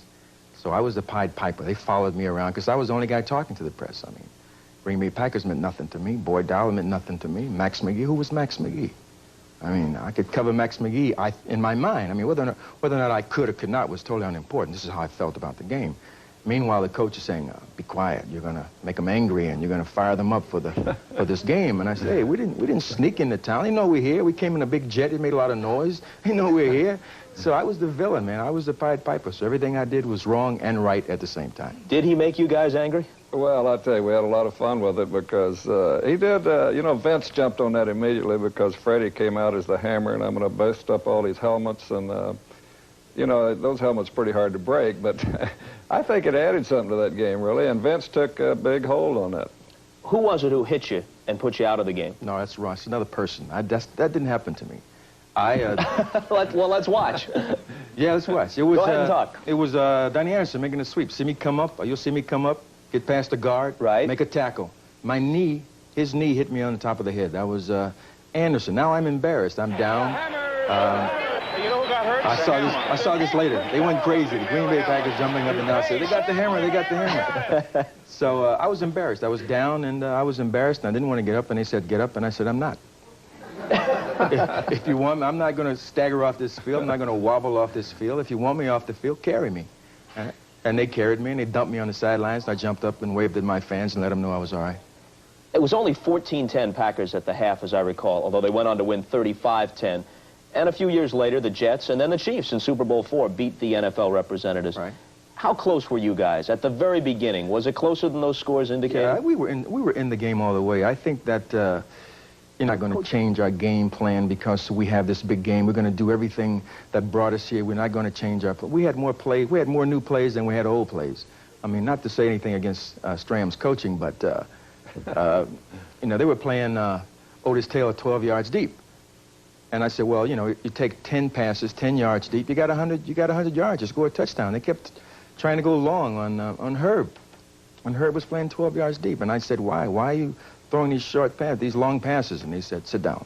So McGee could become a hero. 15 seconds here, 2 quick questions. Did you feel you were much superior to the Chiefs and then the Raiders in those 2 Super Bowl games? No, I don't think we thought those 2 teams were very good. We thought the rest of the league was not up to par, but the 2 best teams that we played were very good teams. They had a lot of all-pro players there, but with Vince Lombardi, we had the best of it. And your latest project on the silver screen, I know television is too small to contain your compelling personality. It's the big screen that's required. Thank you for saying that, because if I said that, they would take offense to that. My next film is The Messenger is coming out. I'm eliminating dope pushers on the street vigilante style, and then I'm off now to Rome to do one called Black Cobra. And a King Cobra jacket adorning the body of the Hammer. Understated and modest as always. NFL 86 halftime activities will continue. The Broncos have a 10-point halftime lead after trailing Cincinnati twice in the first half, and Trumpet has been shutting down those Bengal big plays, which Cincinnati got early. That's really keyed Denver's go-ahead. Those 10 big plays result in 182 yards. But the problem with the Bengals in the first half, 2 glitches against a great team. They take advantage of it. The Broncos had a 3rd down and 6. Defensive lineman Scout jumps off sides. They catch him. The Broncos come back and convert the first down. Jackson scores. Then Ray Horton fumbles the punt return, and Sammy Winder goes in to score. That's all Denver needs. Well, right now, Denver with a 10-point lead to start the 3rd quarter. The pressure building on Cincinnati as Cleveland was an overtime winner today. And right now we're ready to kick it off as John Elway's on the sideline, but he'll be in there shortly, firing the ball again, having a big day with 3 touchdown passes in the first half. Browns were a 3-point winner at the close of overtime. Mark Mosley hitting a field goal that won it over the Houston Oilers. So the Browns go to 9-4. Here comes Ken Bell. He finds a crack. And Bell breaks it up the middle. A free agent return man gets it out to the 47-yard line. So right now, the Broncos are on fire, and the Bengals have a big problem. 38-yard return by Bell. Psychologically, the points at the end of the first half, the turnover by Ray Horton, flat turned this game in favor of Denver. That's all they needed. Now with 24 points on the scoreboard, I would imagine Dan Reeves would be very, very conservative with his offense. Bengals are really in a tough spot right here. Vance Johnson, he's caught a touchdown pass, his flank near side. Watson comes off the far side as the Broncos go to the run. Tim Crumry, the nose tackle, made the stop. As you look at the first half numbers, total yards close, but the mistakes that the Bengals made in the second quarter led to Cincinnati falling behind by 10. Those numbers for Cincinnati somewhat deceiving because of all of the big plays.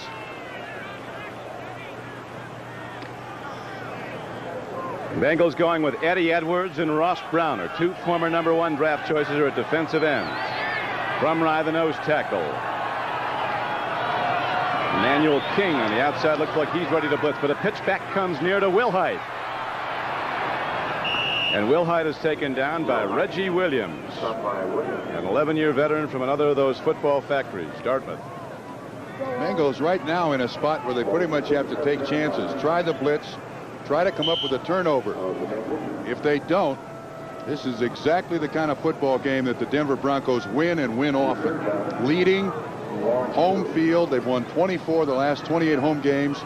They got it just the way they want it.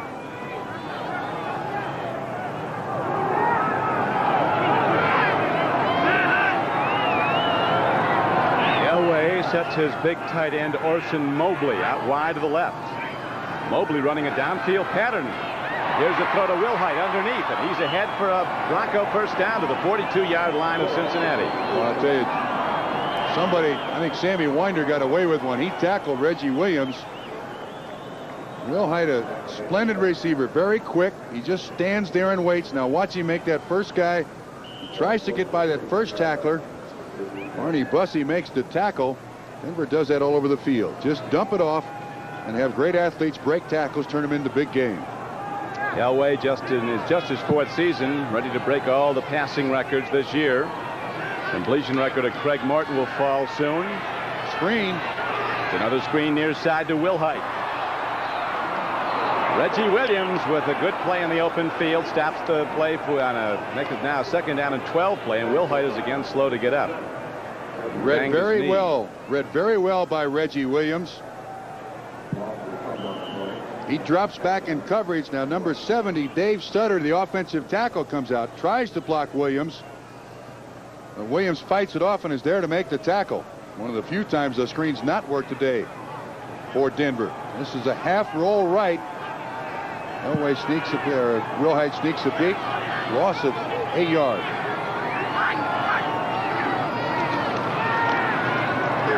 Elway, a lot of time to unload that cannon. Throwing a strike, but Mobley loses it. 260-pound rookie from Salem College can't hold it, and that stops the clock with 11:52 to play in the third quarter. Eagles go to the locker room as a surprise halftime leader at the Coliseum over the Raiders. And Atlanta leading Miami in the third quarter, 10-0.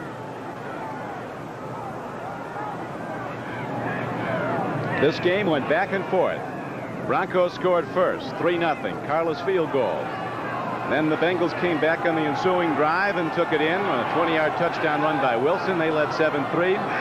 Broncos led again 10-7. Cincinnati led 14-10, but since then, Denver has been in command and leads by 10 now, 24-14. Elway so dangerous on the run, and there he goes. Bailing out. First down. Standing salute for John Elway as he runs it for 13 yards when there was no receiver open. Last week against the Giants, he ran for a career-high 51 yards. He's got all kinds of time here to throw. Emmanuel King, number 90, almost gets him. He looks to that first down marker, and a nice slide forward, keeping the drive alive. Elway, the lead pick in that famed draft of '83. But it wasn't the Broncos who drafted him. You remember it was the Colts, the Baltimore Colts then, who traded him. Traded signing rights to Denver. second pick that year was another great one, Eric Dickerson. Winder takes the ball inside the 30-yard line down to the 28. Well, I'm telling you, if the Denver Broncos don't turn the ball over, and they have had that problem in the last 6 or 7 weeks, but if they don't turn it over the rest of the game, this game is over. This Bronco offense can just nickel and dime, and with Elway's athletic ability can get you out of a trouble spot with that 13-yard run extending the drive. Long second half for the Bengals. David Studdard and Ken Lanier the tackles, Keith Bishop and Paul Howard the guards, Billy Bryan, the veteran center for Denver. Another throw and a catch. This time Clarence Kay holds on, and he's down to the 10-yard line. Clarence Kay comes in the game and makes the reception. Had the flu this week. Is back and healthy. You can see he's kind of winded. Watson takes Lewis Breeden 34 deep. There you see the reception right underneath it. And this is Dan Reeves' offense. They run so many multiple formations, motion. They don't throw the ball deep down the middle. They try to make the high percentage completion. This is a Denver ball game from here on out. And a load of offensive sets the Broncos are showing the Cincinnati defense. Winder, he's going to go in. And Sammy Winder has his second touchdown of the day, and the route may be on.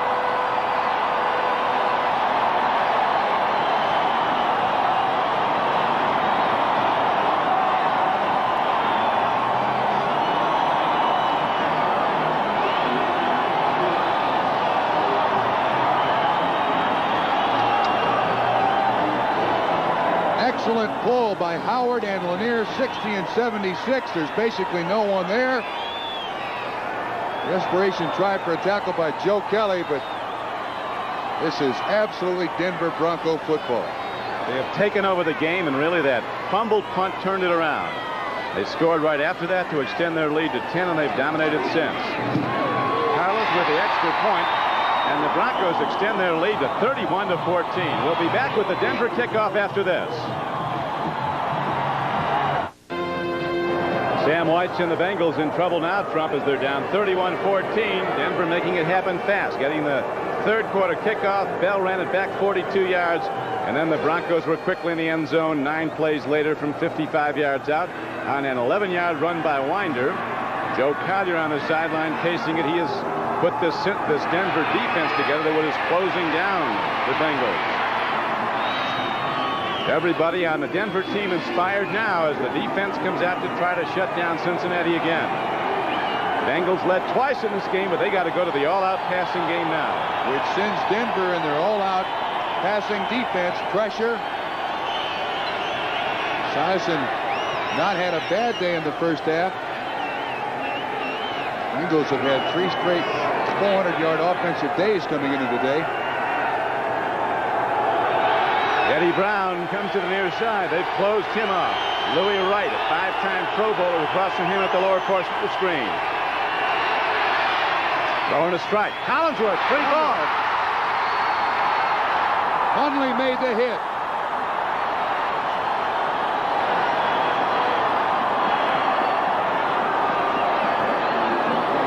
Now, how are they going to determine who has possession of the football?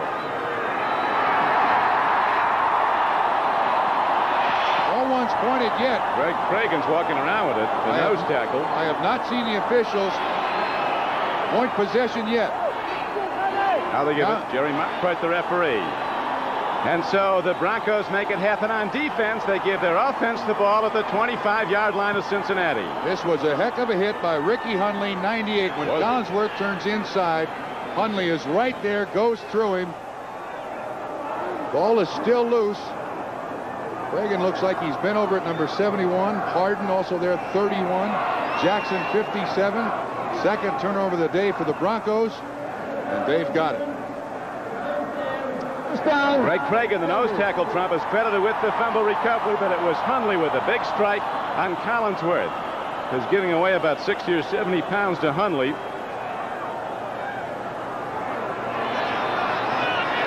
And so Cincinnati's defense under the gun again as the Broncos come out. first down and 10 at the 26-yard line.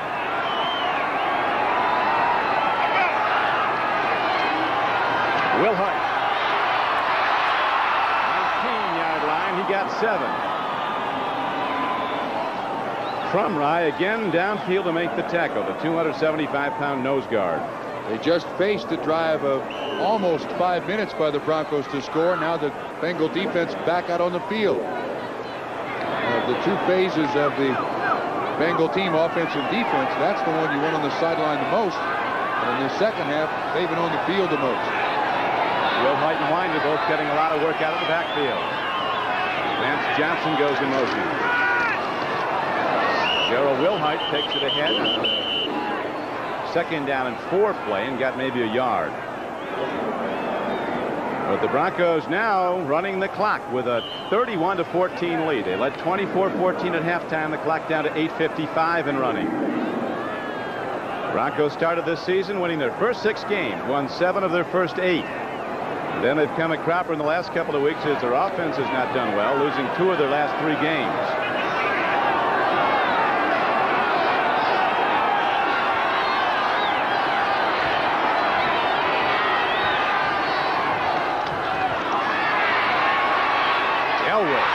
Prone ball and a good catch by Wilhite, who's down to the 16-yard line. Carl Zander hit him. Wilhite taking a beating, but coming back for more. Just enough for a first down, Don. Excellent call. Very high percentage play. The running back simply goes down, feels where that yard marker is, turns around, and Elway hits him. 31-14 lead, and they boo it because they didn't get a lot of yards. Not a bad call, though, actually. Try to spread the defense out. Try to pop Winder up through there. Just a good tackle by Carl Zander for very little gain.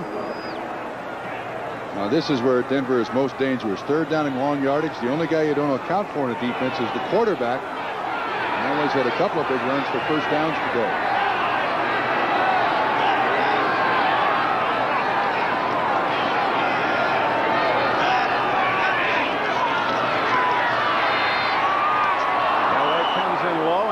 To get it to Gerald Wilhite at the 11-yard line. Clock stopped with 6:39 to play in the third quarter. John Elway's numbers, handsome indeed. He came in with 16 touchdown throws, or he has 16 now for the season, against 9 interceptions, 3 today. But he'd been in a slump. The offense had not been moving the ball. They did score a lot of points 2 games ago when they blew out Kansas City here 38-17. Broncos are tough to catch when they're coming off a loss. They were beaten the week before 9-3, and maybe the biggest upset of this season when San Diego came in and won, holding the Broncos to a field goal. This will be a 33-yard field goal by Rich Carlos.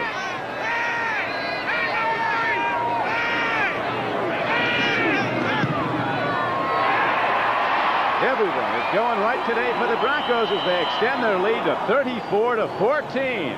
The Bengals will try again when we come back to Mile High. Don Craigie with Bob Trumpy back at Mile High Stadium. Big games can turn on one mistake. This one has.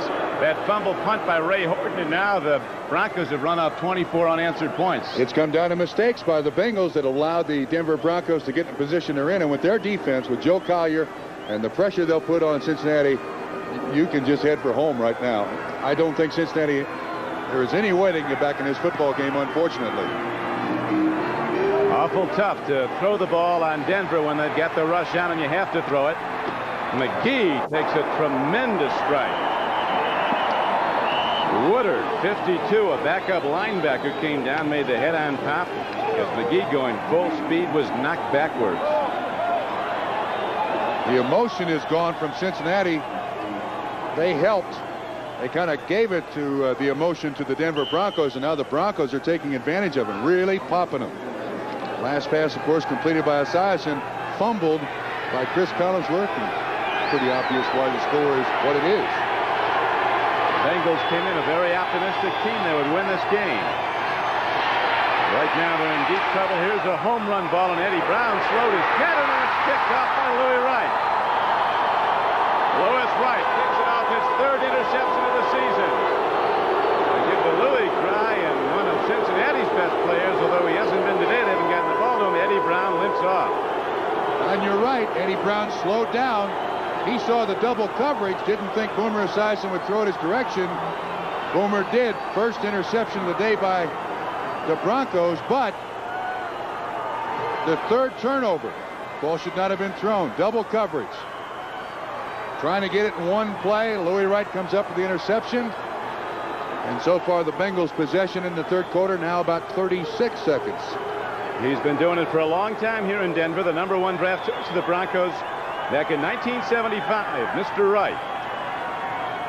Now, Elway at the controls again as Denver looks to pile it on, leading by a 34-14 count. Gene Lang cutting back is cut down to the 31-yard line.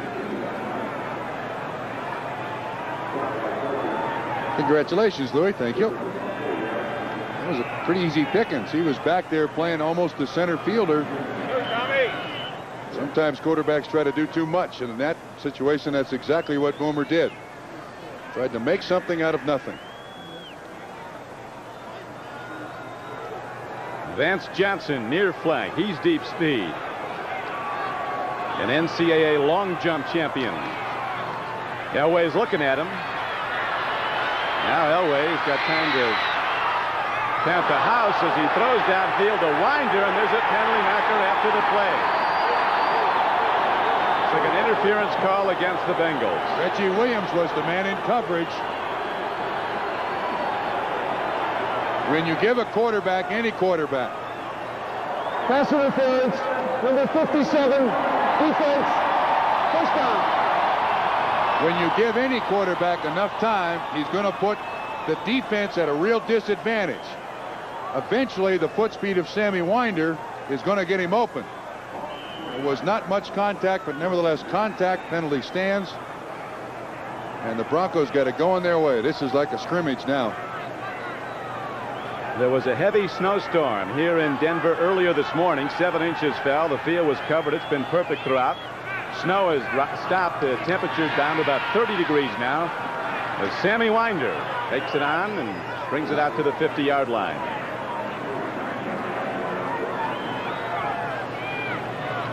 Right now, I think, Trump, the Bengals are pretty well spent defensively. I don't know if it's psychological when you come to the Mile High City, but a lot of teams lose their gusto in the second half. Well, think what's happened, though, in the second half. The Broncos come out, go score. The Bengals come out, complete a pass, it's fumbled. Defense comes out again. Offense comes back out, throw an interception. Defense comes out again. Yeah, it's going to wear them out in a hurry.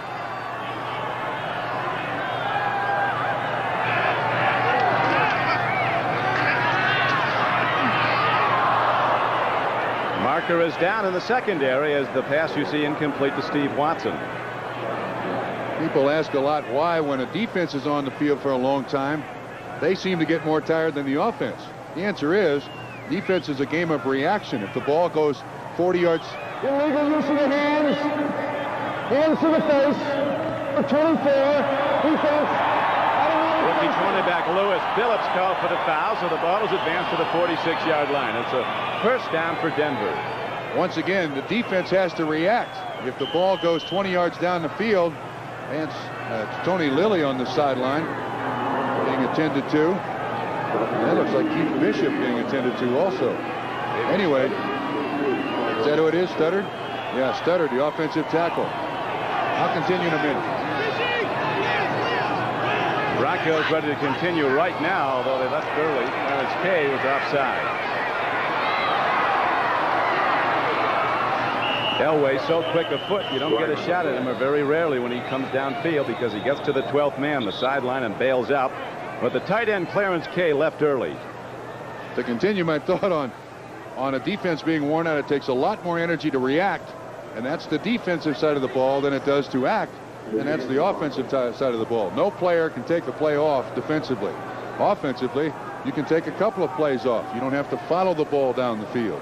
That's why defenses get so tired on long, extended offensive drives.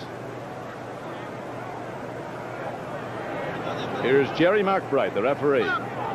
Illegal motion, number 88, offense, first down. Game clock shows 4:37 to play. Broncos in the lead 34-14 after leading by 10 points at the half. They have scored 24 straight points in this game. They were behind twice in the first half. Next week, the Broncos go into Kansas City for a second meeting with the Chiefs. Gene Lang takes it down to the 48-yard line of Cincinnati. Leo Barker in the game makes the play for the Bengals. Talking about Trump Cincinnati being an optimistic team, Sam White said during the week, we want to win the division. We don't want the consolation prizes going in as a wild card. They build up their record to 8-4, which is more wins than they had last year. But today it all came apart, and really a big game turned on one mistake. It fumbled in the second quarter. That's when the 20, actually it was the offside, started the 24 points for the Denver Broncos. And since then, drive alive. But the killer, I think, was Horton, and fumbling the punt back inside his 20, and they were back in the end zone again. Now Elway dumping it off. It's low, but it's caught by Gene Lang, and he's down to the 41-yard line. Second down and 12 play. Brings up 3rd and 8. Again, time for the quarterback to sit back there, watch his deep receivers if they're covered, find the outlet receivers, and eventually the foot speed of a guy like Gene Lang is going to beat a Leo Barker. Look at that. Both of those plays, too, a fumble and an interception for the Bengals.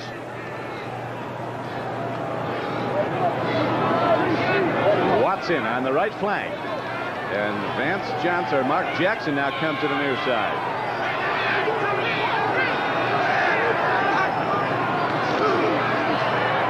Phillips on a blitz. And Lewis Phillips finally gets Elway. They sack him for the first time, and it took a cornerback blitz to get him. Cincinnati pretty much in a position where they got to do anything in the playbook defensively. Try to block the punt, come with the corner blitz, create the turnover, to have any chance to get back in this ball game, as remote as it might be.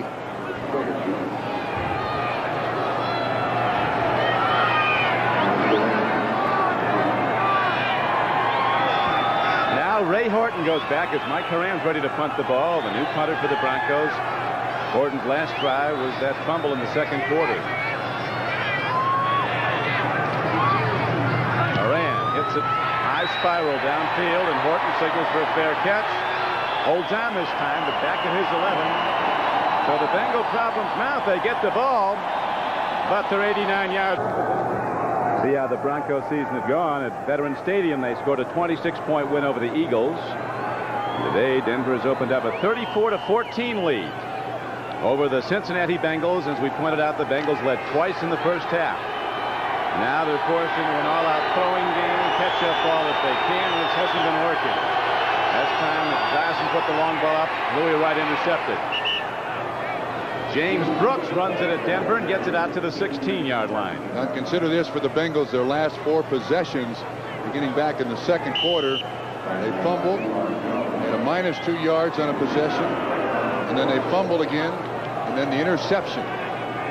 So this is, if the 30-second clock gets down to 10, this is the longest they've had it in the third quarter. Playoff chances of the Bengals dealt a serious blow today. The Browns won. They went to 9-4. Their overtime victory over the Oilers. The Bengals way behind, and they have to go to New England next Sunday. But right now, Esiason stands in and lets it go. Hollinsworth with the ball. And he's out to the 36-yard line, a first down for Cincinnati. Tony Lilly and Rick Hundley there to make the tackle, a 19-yard catch. You can see the Broncos going with a total zone. 57 Jackson outside, Hundley inside, Esiason with time, and then the defense gets there. Dennis Smith also on an assist. Hollinsworth, a very reliable player. He went to the Pro Bowl 3 of his first 4 years in the league, now in his 5th season. Wilson, a quick back from Oklahoma, gets across the 45-yard line. It's another Cincinnati first down, and they stop the clock with a minute to play in the third quarter. The Broncos more than willing to stay back, not take chances, just play that total zone.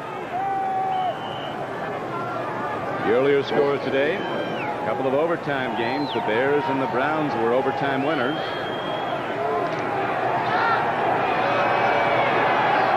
Tampa Bay having a forgettable year.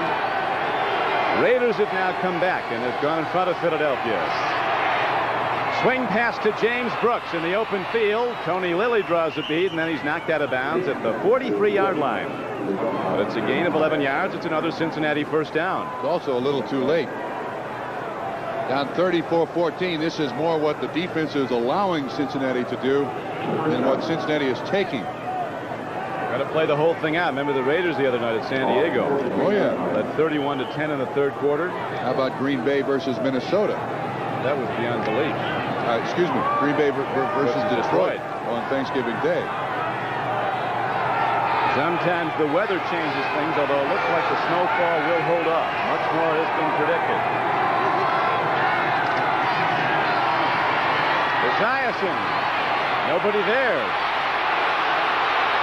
On the run, he gets it out to Collinsworth, who catches the ball and goes out of bounds at the 34-yard line.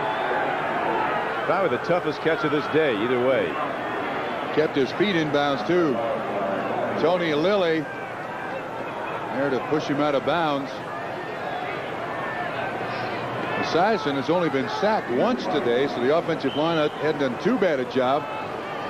Jones comes in with 13.5 sacks, and that's Joe Walter doing a pretty good job on. How about a real good job? A very good pass rusher. Collinsworth trying to find a spot where Boomer Esiason can see him and the catch. The Bengals, who need badly to get in the end zone and fast, now go to the run. Straight up the middle, a driving tackle is put on Ricky Hundley, who leads the team in tackles, makes the strike, knocking down Stanford Jennings. As the game clock down to 30 seconds to play in the third quarter, and the Broncos in command 34-14. Hundley not only leads the Denver Broncos in tackles, but also in assists. Was drafted by Cincinnati, traded to Denver for what turned out to be Tim McGee and David Fulcher.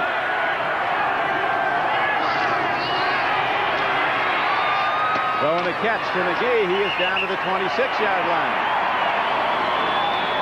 Gain of 6 yards on the play. There have been a lot of wild endings over the years here in Denver. One year the Bills of Buffalo came in, led Denver at halftime 38-7.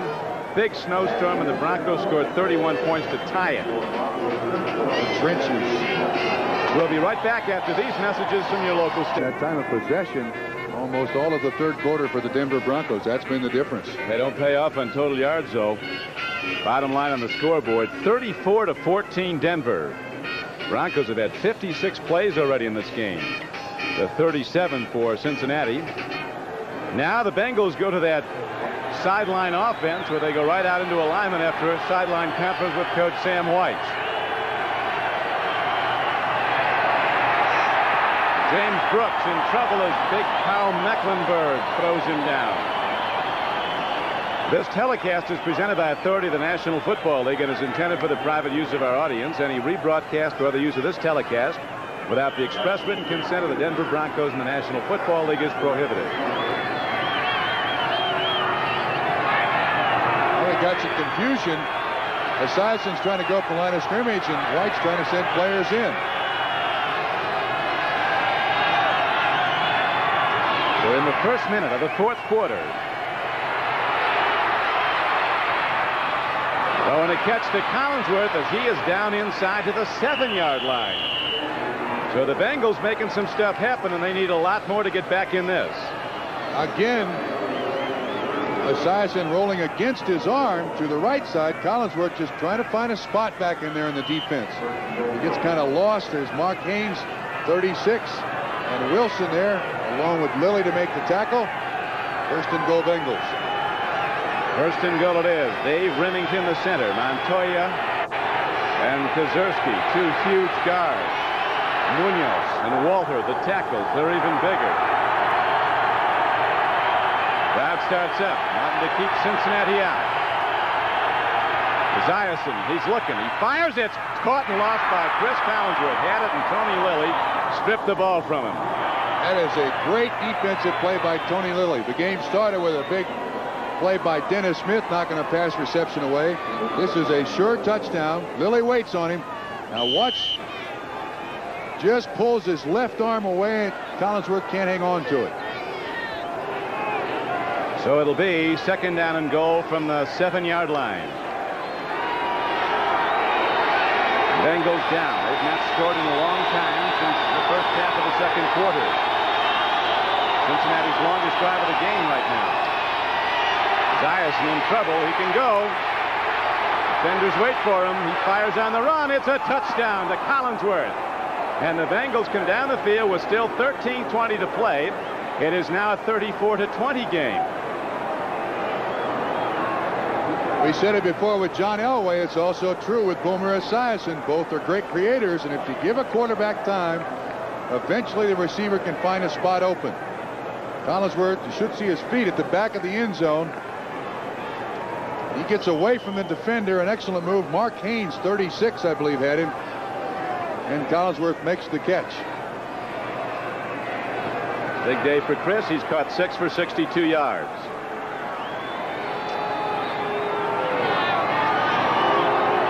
Now Breach is on to try the point after.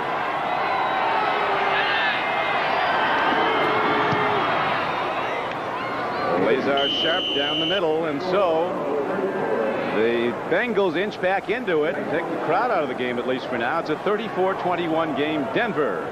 But the Broncos offense gets it in a moment. Momentum was not stopped going forward. We may have a reversal here. He's asking, did somebody blow the whistle? Said, did somebody blow the whistle? He's asking. They're waiting to look. There's the umpire. He's in communication with the replay. The communicator from the replay booth says it will. Might be Cincinnati's ball. It's going to go as a fumble. It's definitely a fumble, we're told, but they're trying to find out if the whistle blew. I don't know how the whistle can blow when he's not down and he's going forward. I think that's inconsequential. If the whistle is blown before, then they don't go to the replay guy. This is what makes the replay system look bad. They're asking afterwards, did the whistle blow? They should have asked before, did the whistle blow? The whistle was blown. Come on. First down. That's poorly handled. He asked if the whistle was blown. He was lobbying for a whistle to be blown. That was a fumble. Saw the ball. He was not down, and he was still moving forward when he lost the ball. So the Broncos get it and hold to their 34-21 lead now. Gene Lang, he pays the price as the Cincinnati defense obviously up after the long drive by the offense that took them into the end zone. Atlanta still leading Miami. The Dolphins go back the other way after blowing out the Jets 45-3. The Eagles are staying right with the Raiders. It's now 24-20 in the third quarter at the Coliseum. And here's what happened on that last fumble. The replay official said it was a fumble. Then the guys on the field said, how about a whistle? Anybody blow the whistle? That's the wrong order. Now Elway dropping to throw. Downfield, he's got a man. Watson coming back at the ball as he's done so many times over the years with Elway. When John's in trouble, Watson comes back and Elway guns it.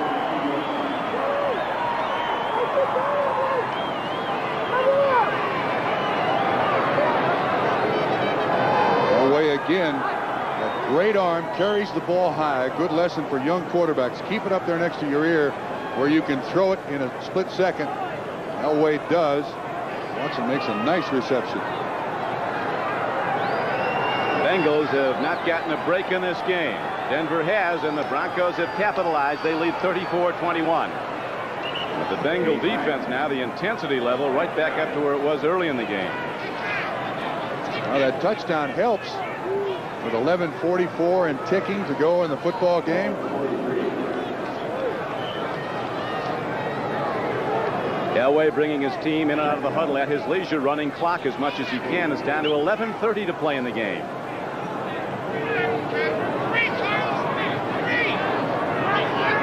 Joey Hackett, another huge tight end, is in. He weighs 270. Mobley next to him, he weighs 265. Biggest guys in that offensive line are the tight ends of Denver. Elway on 2nd and 8. Another good throw. Joey Hackett takes it. That's the 270-pound tight end, a first-year player from Elon, and he's down to the 45-yard line of Cincinnati.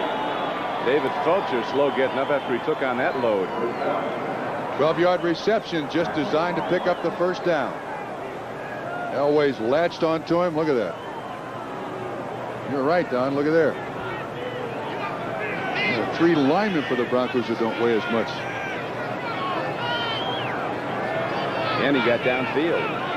And Game can clock catch it. down to 10:33 and running. 4th quarter. Broncos had a 24-point string, and then the Bengals came back to score, and now it's 34-21 Denver. Winder in trouble. He smacked out of bounds at the 46-yard line. Let's watch that return again, the kickoff return by Denver that was questioned as a possible fumble. Looking for a stoppage in his forward motion. No way the whistle blows in there. But the manner in which it was all handled was very shoddy. You don't ask second as the whistle blew. You could read Jerry Markwright's lips. Did the whistle blow?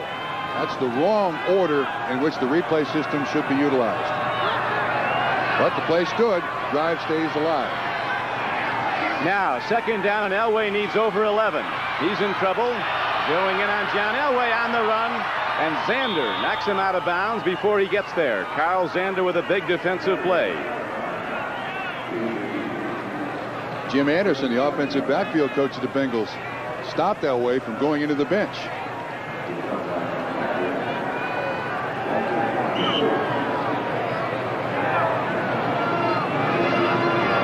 couple of years ago, when the Bengals opened the season here, Elway went out of the game when Ross Browner ran him down and injured his shoulder on a running play. Elway has now completed 19 of 27 for 188 yards. He's not been intercepted. 3 of his throws for touchdowns. He's run the ball twice for 19 yards. Well, let John do it's been the game plan in Denver, and he's been doing it. Now, 3rd down. Throw and not close to a completion. And so the Bengals will get it back. The punter, Haran, comes out for Denver. Clint Sampson was the intended receiver there open. Elway mad at himself that he couldn't make the completion. Cincinnati's still in it with 10:08 to play. If they can move on this drive. There'd have been a lot more in it if that fumble had gone as a fumble. That was at the 34-yard line of Denver. Ray Horton is back. Fair caught the ball twice today and fumbled one of those, which the Broncos quickly turned into a touchdown.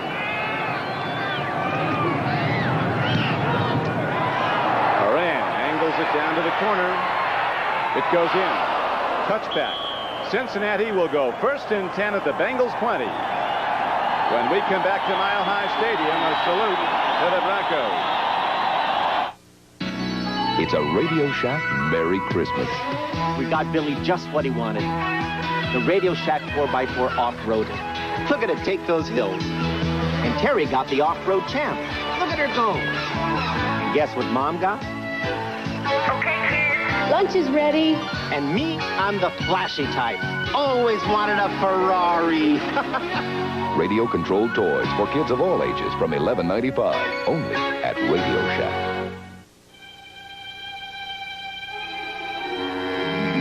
The 35mm automatic one-touch from Nikon. It puts great photography at everybody's fingertips.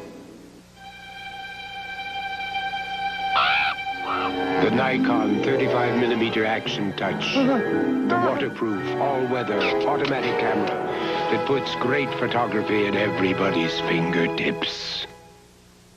Now here's your burger and... Sometimes brakes can give you a gentle hint that they need a little work. Take it to Midas. Over 4 million people have trusted their brakes to Midas. Good price, good guarantee. We won't break you. Whoops. Take it to Midas. Whoops. Huh? Take it to someone you trust. On 1986, Democrat Jim Wright, he's shrewd, hot-tempered, and the next Speaker of the House. Join Roger Mudd when he tangles with this tough Texan, Tuesday on 1986. Don Quickie with Bob Trumpy back at Denver. The Broncos have not turned the ball over in this game, but they almost did. Yeah, I thought on that kickoff return, the manner in which it should be handled is that if you blow the whistle, you don't go to the replay official. Here you can see Ed Brady strips the ball from Kevin Bell. That is definitely a fumble, but the crew, I think, now around the NFL are using that whistle to stop the overturn of some plays. Throw and a catch as again the underneath passing game of Esiason and the Bengals moves the ball. And you mentioned that the Broncos have not turned the ball over today. They also have had just 2 penalties. They have played almost a perfect football game. 9:54 to play. And as they get out of bounds, you see Boomer Esiason, first Bengal quarterback to get 3,000 yards passing in consecutive seasons. He was the #2 rated passer in the entire league last year. Big, strong-arm left-hander from Maryland. In his 3rd year, he was the first quarterback pick, even though he came in the 2nd round of the Bengals. Another throw and catch, Brooks. And again, they used the sideline to stop the clock. 9:47 to play. First down throw, and they got 9. Atlanta still in command of favored Miami down at the Orange Bowl, and the Raiders holding on to a tight lead over the Philadelphia Eagles. Still in the 3rd quarter at the Coliseum. Starting today, the Raiders, who'd won 8 of their last 9, were just 1 game behind Denver in the AFC West. We got a couple of courts low.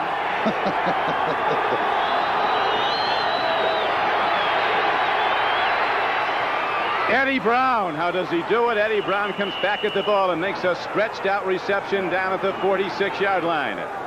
And the Bengals drive on with 9:30 to play. Cincinnati is down by 13 points. They were down by 20 not that long ago. That's a 13-yard reception. Esiason looking all over the place for an open receiver. Finally finds Brown. This is an outstanding catch. Louis right on the tackle. Bengals back to the line of scrimmage and another offensive play. Esiason changes the play. Crowd noise a major factor here. Again, strong pass blocking. Another throw, another catch. Collinsworth, he's going in. Chris Collinsworth is in. And the Bengals are back to within 7 points. 46-yard catch. No flags on the play. Last week, the Denver Broncos missed the coverage against the New York Giants and allowed Phil McConkey a long play down the field.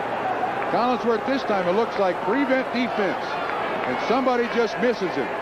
They stay with Tim McGee, who came across. Looked like Dennis Smith, 49, was on the ground. Foley was the closest man to him.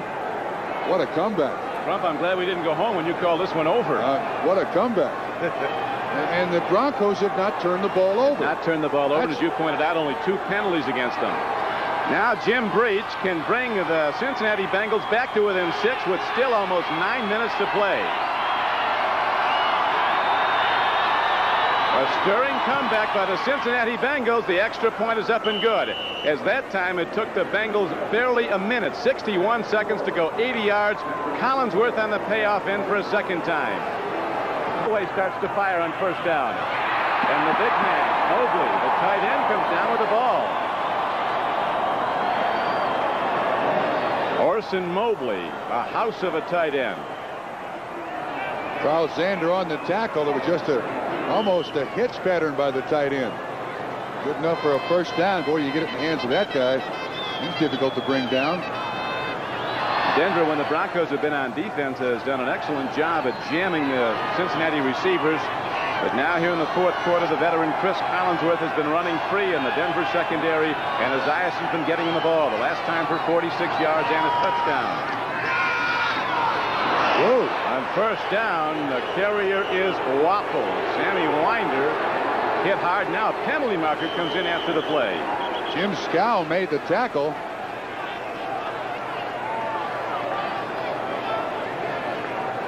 Conversation with the refereeing crew, and the flag is picked up.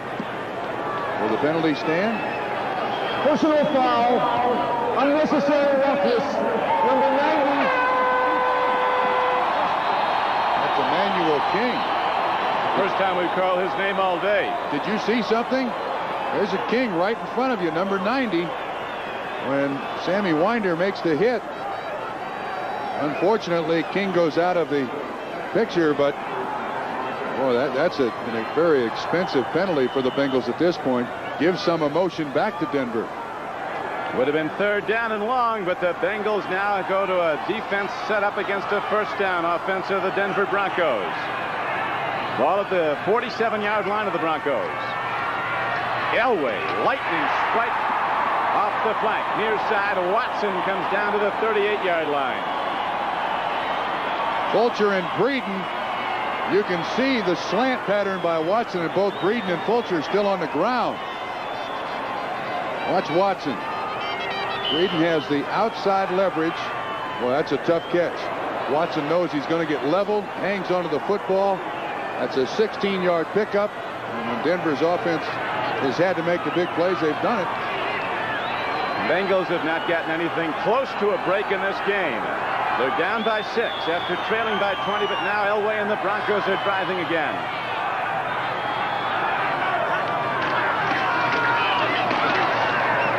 Lang up the gut, right to the 34-yard line.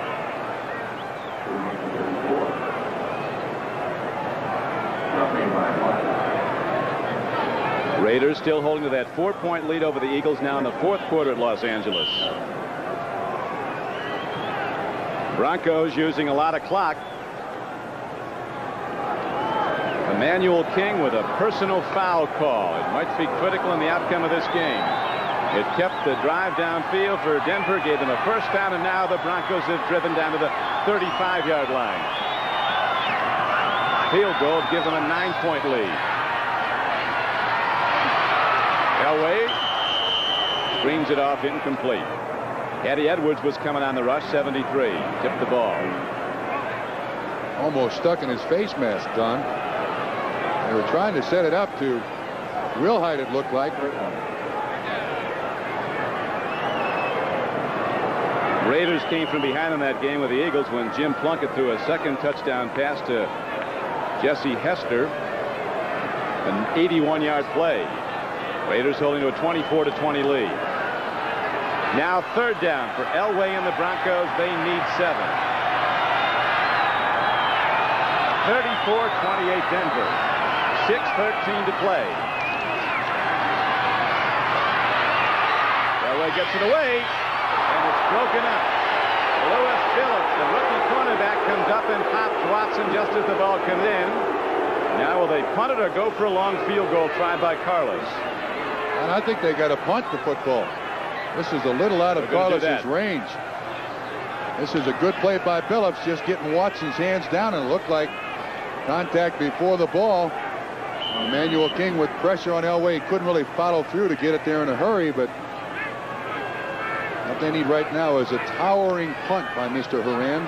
Mike Horan punting for the Broncos for the first time. Has had 4 there today. None have been returned. Ray Horton is back again. 6:06 to play in the game. The Bengals are going to get the ball back, trailing by 6. Horan angling near side. It'll go in. Out to the 20, and there the Cincinnati Bengals will go on offense again. They've scored touchdowns their last 2 possessions to trail by 6. Bengals have a tough one next Sunday. They go to Foxborough to take on the Patriots, who today won by a point at New Orleans to win their 7th straight game and tie the Jets for first in the AFC East, both at 10-3. The Cleveland Browns, who are right now the leader in the AFC Central, having won today at 9-4, their record. They go into Buffalo to play the Bills. That will not be easy for the Browns. Denver goes to Kansas City. The Chiefs always tough at home. Right now, that Rocky Mountain Thunder, the foot stamping, starts up at Mile High. Esiason looping it long. Downfield, he's got Collinsworth again out to the 43-yard line. And Collinsworth gets out of bounds with 5:53 to play. A 23-yard gain. That's his 8th reception of the day. For some strange reason, the Denver Bronco defense has just gone to sleep here. 138 yards. We take away the turnovers by the Bengals, and they're right in this football game. They're right in it anyway. They come back and win this football game and keep it close. They got newfound respect from me. McGee, a super fast player, is on the near flank. Collinsworth at the top of your screen. Stanley Wilson breaks it and goes out of bounds at the 46-yard line. Running ahead, they're going to spot him out. Very close to a first down. Might be just a foot or so short of one. A 9.5-yard gain by Wilson, who scored the first touchdown of the day on a 20-yard bust up the middle. Tony Lilly finally on the tackle to get Wilson out of bounds. This is so unlike the Denver Bronco defense. In the first half, you can see Dan Reeves saying, what are you doing to me here, Joe?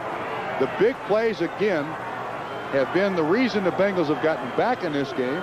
They were the reason that they were so close in the first half. Dan Reeves yelling out to his defense to get it together.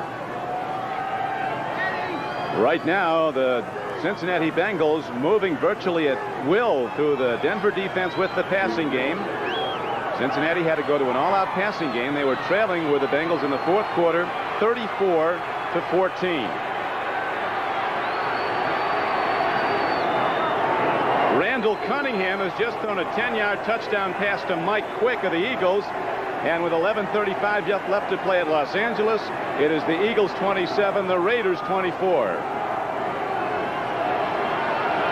Tell you one thing about this Bengal football team, certainly shown its character in this second half, have they not? They really have. It's cold in Denver, but wind is not a factor. It's colder for Denver right now than it is the Bengals. Second down, less than a yard for Cincinnati. Bengals down by 6 with 5:48 to play. Wilson again, and Stanley Wilson gets out of bounds again down to the 36-yard line. Mecklenburg ran him out, but all of a sudden, when the Bengals were seemingly out of this game, somebody hit the go button and they've taken off. On that time, they caught the Broncos in a blitz. Collier trying to disrupt the Bengals offense as best he possibly could, and they run the play to the corner. And you see Joe Collier. He's giving his signals. Ahead. Oh. When they're up by 20, he's nervous. One of the best in the business at his specialty, coordinating the defense. But the defense is not in sync right now. The Bengals are moving the ball and quickly through Denver. Eddie Brown in motion. Eddie Brown incomplete. Brown looked out. Zias went up the middle. It'll be second down and 10. And the Bengals have gone over 400 yards total offense today. That's the 4th week in a row against Minnesota, Seattle, the Oilers, and now 417 against the Broncos. The other 3 were all wins to get the Bengals to 8-4. Right now, the Bronco defense has got to be thinking, wait a minute, what can we come up here with? Because that time, even though Esiason threw it to the wrong side of Eddie Brown was open. They're not covering him for some reason right now. Does White send all the plays in? All of them. Every one of them. Although Esiason has a choice, he can run audibles. Crowd noise intense for Esiason on second down and 10. A blitz. A looping ball downfield. It is almost intercepted. They were going to Collinsworth, but Steve Wilson got a hand on the ball. Hyman Cannon against a full blitz. Just hoped that Collinsworth would run under it. Wilson doing a good job defending. And you ask about all the plays coming in from the bench. This is obviously an audible. And I'll tell you, Wilson's not looking back for the football. They could have thrown the flag there on interference. But the replay is not involved in penalties involving interference. So it brings up third down and 10. Obviously, 2-down area for the Bengals. Biggest down of the game so far for Cincinnati. Third down and 10 at the 37-yard line. Bengals down by 6. 5:33 to play. Oh, no. Bad snap. Esiason doesn't get the ball. Looks like a Bengal did get it, but way back at the 41-yard line. Don, the crowd did that. The ball was snapped, and Esiason was looking around. It ends up being a 22-yard loss. But when you run from the shotgun, you always stand a chance that there's going to be miscommunication. See, Boomer's not looking at the football. It's snapped by Remington, and they're very lucky to recover. Extremely lucky. Eddie Brown comes up with it, and the Bengals are going to have to punt. Still a lot of time remaining, so the Broncos very nearly get a turnover that would have probably put the lid on. But right now, Hayes is in to punt. He hits an end-over-end punt at Gerald Wilhite. He'll run it back from the 22. He pays at the 28. Broncos still without a turnover, a 38-yard punt, a 6-yard return. And now with 4:38 left to play in the game, the Broncos with a 34-28 lead send their offense out. That's the way it stands right now. With the wins today, that snap punt The crowd did that. The center did not hear the count by the quarterback. When they played in Houston, the Bengals had a miscommunication between center and quarterback costing the game. Two teams are in the playoffs officially, both in the National Conference. The Bears and the Skins with their 11th victories today. Handoff to Sammy Winder on a slant. He's out to the 35-yard line where Crumrye drilled him, but Winder gets ahead for a good gain on first down. To those viewers who have just joined us to watch Our House, please stay tuned. Our House will be seen in its entirety immediately following NFL football, except for Mountain and Pacific time zone stations where the program will be seen in its regular time.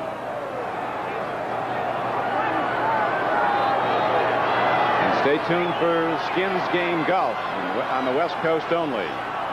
Following the NFL is right now Elway with 2nd down and 4, pitches back. Gene Lang. First down, up in those legs, that piston drive. An LSU Tiger trying to bust it, and he does get the first down for Denver. This is just a well-orchestrated sweep by the Broncos. Get those big guys out in front. Good lead blocking. Lang hanging on the football, got turned upfield, and he picks up 4 yards for the first down. Ends up being a 7-yard gain. Bengals have turned the ball over in this game 3 times. The Denver Broncos have turned the ball over not at all. 3:20 to play. Clock running.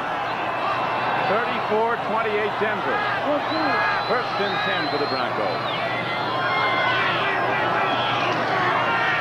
Winder, not much. Got to the 46. It'll be 2nd and 8.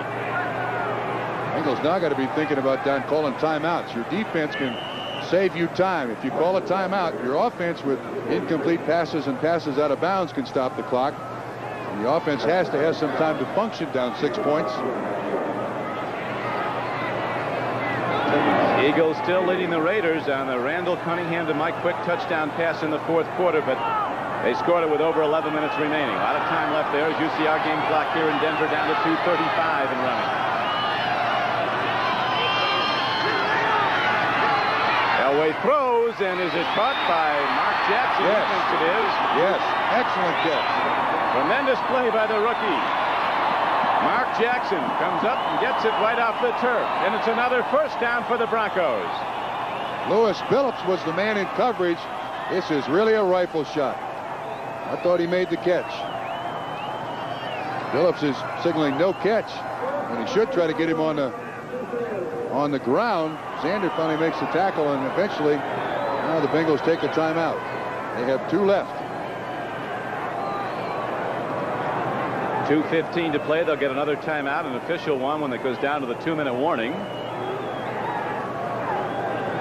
So a very big play by a rookie who's made a lot of them in his first season at Denver. Mark Jackson catching the ball off the turf for a first down, and the ball now positioned at the 43-yard line of Cincinnati. Bengals have scored the last 14 points in this game to come to within 6.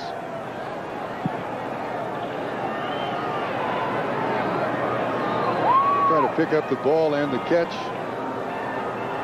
Looks like a catch by Mark Jackson. His 4th of the day for 79 yards and his first NFL touchdown.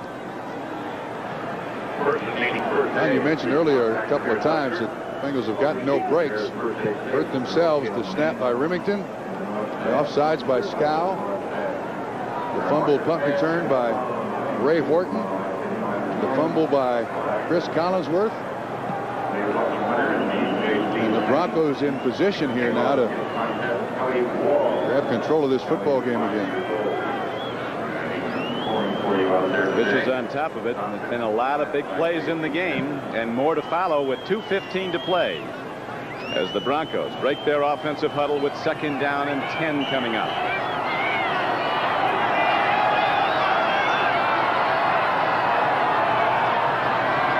That's 1st and 10, Don. They got 2nd and 10 on the marker. It's first and 10. Elway heading for the sideline, turning upfield, and John Elway's down to the 36-yard line. He stays in bounds, and that'll take the clock down to the 2-minute warning. He's the only guy in the offense that the defense doesn't account for. Jackson ran the cornerback off, and Elway was able to pick up some needed yardage, but the Bengals take another timeout with 2:06 remaining. Atlanta Falcons, a big underdog, went into Miami today as the Dolphins were coming off that 45-3 rout of the Jets. And the Falcons won the game. Final just in, Atlanta 20, Miami 14.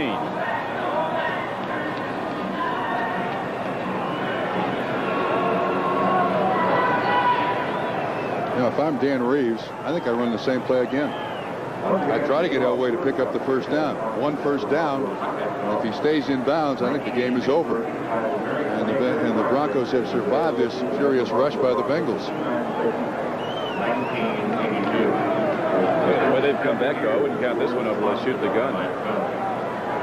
Look for the fat lady, that's what you're saying? Well, the Bengals have shown an ability to go right through the Denver defense here in the second half. And very, very nearly another touchdown throw. The ball tipped away from Collinsworth the last time by Wilson. A look at the final scores today. The Bears go to 11-2 with an overtime victory over the Steelers at Soldier Field. The Rams, an underdog over the Jets. Washington with its 11th victory. Cleveland goes to 9-4 and right now is sole leader of the AFC Central. Indianapolis leading the Vinny Testaverde sweeps, which they have very close behind, which they have since week 3.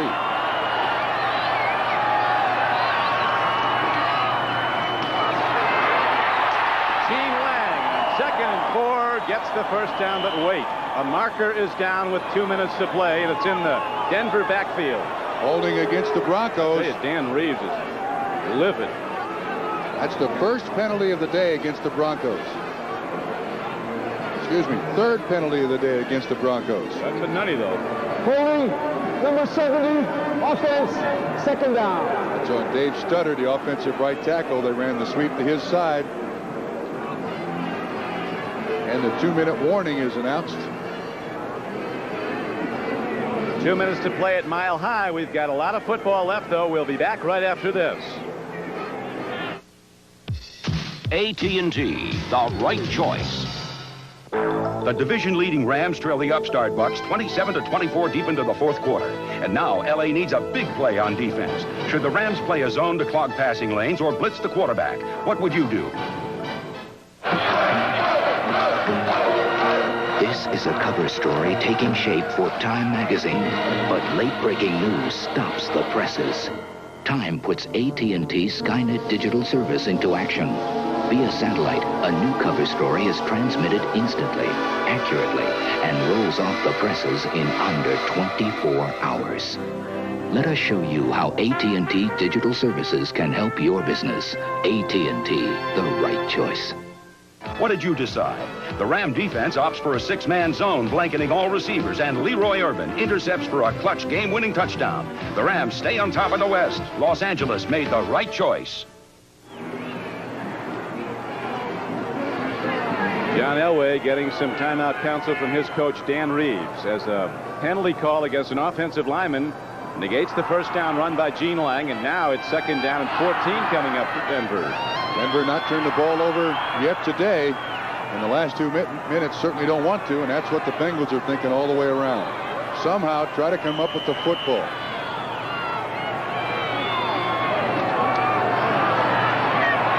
Watson goes wide to the left. Mark Jackson has also made some big plays on the right flank.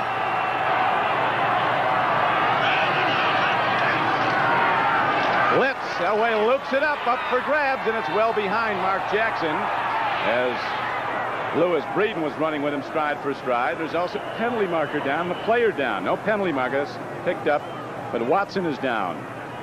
Like he turned his ankle or his knee. It's getting a little slippery out there.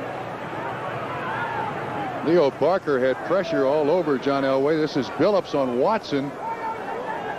Man-to-man bump and run coverage. Try to dictate where he's going to go. He stepped on his foot. Looked like he bent his knee a little bit.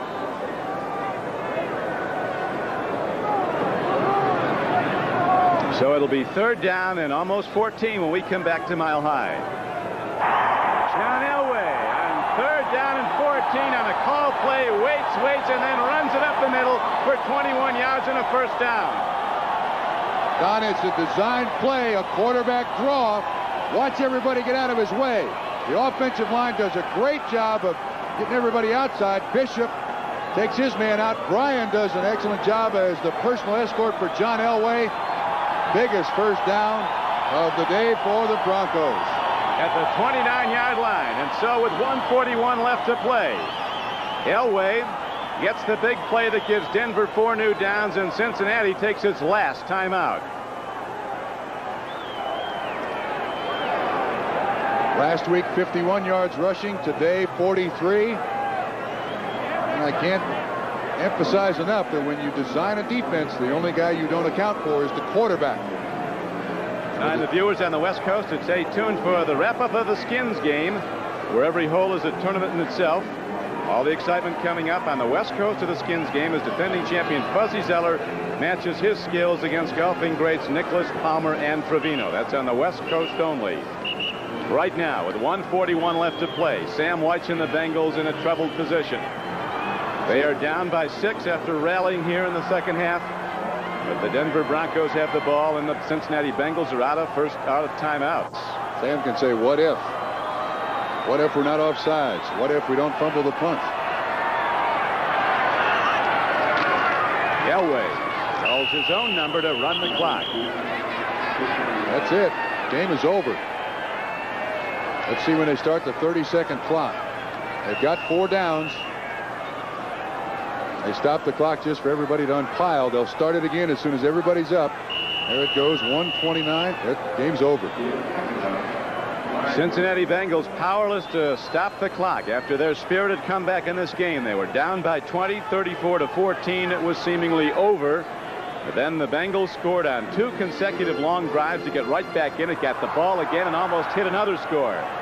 But the Broncos have put the lid on, driving the ball down the field and running the clock with John Elway on that 18-yard run up the middle on 3rd and long, getting a first down. That'll do it. The Broncos will go to 10-3. And depending on what the Raiders do, they could have a 2-game lead in the AFC West, because at the moment the Raiders are losing to underdog Philadelphia. Of course, with Cleveland's victory today, now the Bengals fall a game back in the AFC Central. Next week they go to New England to play the Patriots. Doesn't get any easier for Cincinnati. And then in 2 weeks they play the Cleveland Browns in Cincinnati. So Coach White's and the Bengals about to go to 8-5. Elway again, knee down, and that'll do it here at Mile High Stadium. Now it's time for the Most Valuable Player Award, sponsored by Budweiser. And today's MVP is John Elway of the Denver Broncos. Budweiser will make a contribution to the United Way on behalf of all the MVPs selected in today's games. John Elway throwing for 3 touchdowns in this game, and Coach Dan Reeves and his owner, Pat Boland. That coat is worth more than my car. And mine. But it's in the books now, and the Broncos win. Elway's numbers, 22 of 34, 227 yards, 3 touchdowns. Hadn't thrown a touchdown since November 2nd. He threw 3 today. Collinsworth for the Bengals had 8 catches for 138 yards. Esiason 21 of 30, 306 yards, 2 touchdowns and an interception. But it was the turnovers that killed Cincinnati. The Broncos played a perfect game. Bengals turned it over 3 times. The Broncos did not turn it over. So now the Broncos go in getting ready to go to Kansas City to take on the Chiefs next Sunday on many of these NBC sports stations. And right now, the final numbers up here at Denver. It is 34-28. Don Cricky for Bob Crumpy. Stay tuned for our house, except on the West Coast and most mountain time zones, where you'll see the Skins game.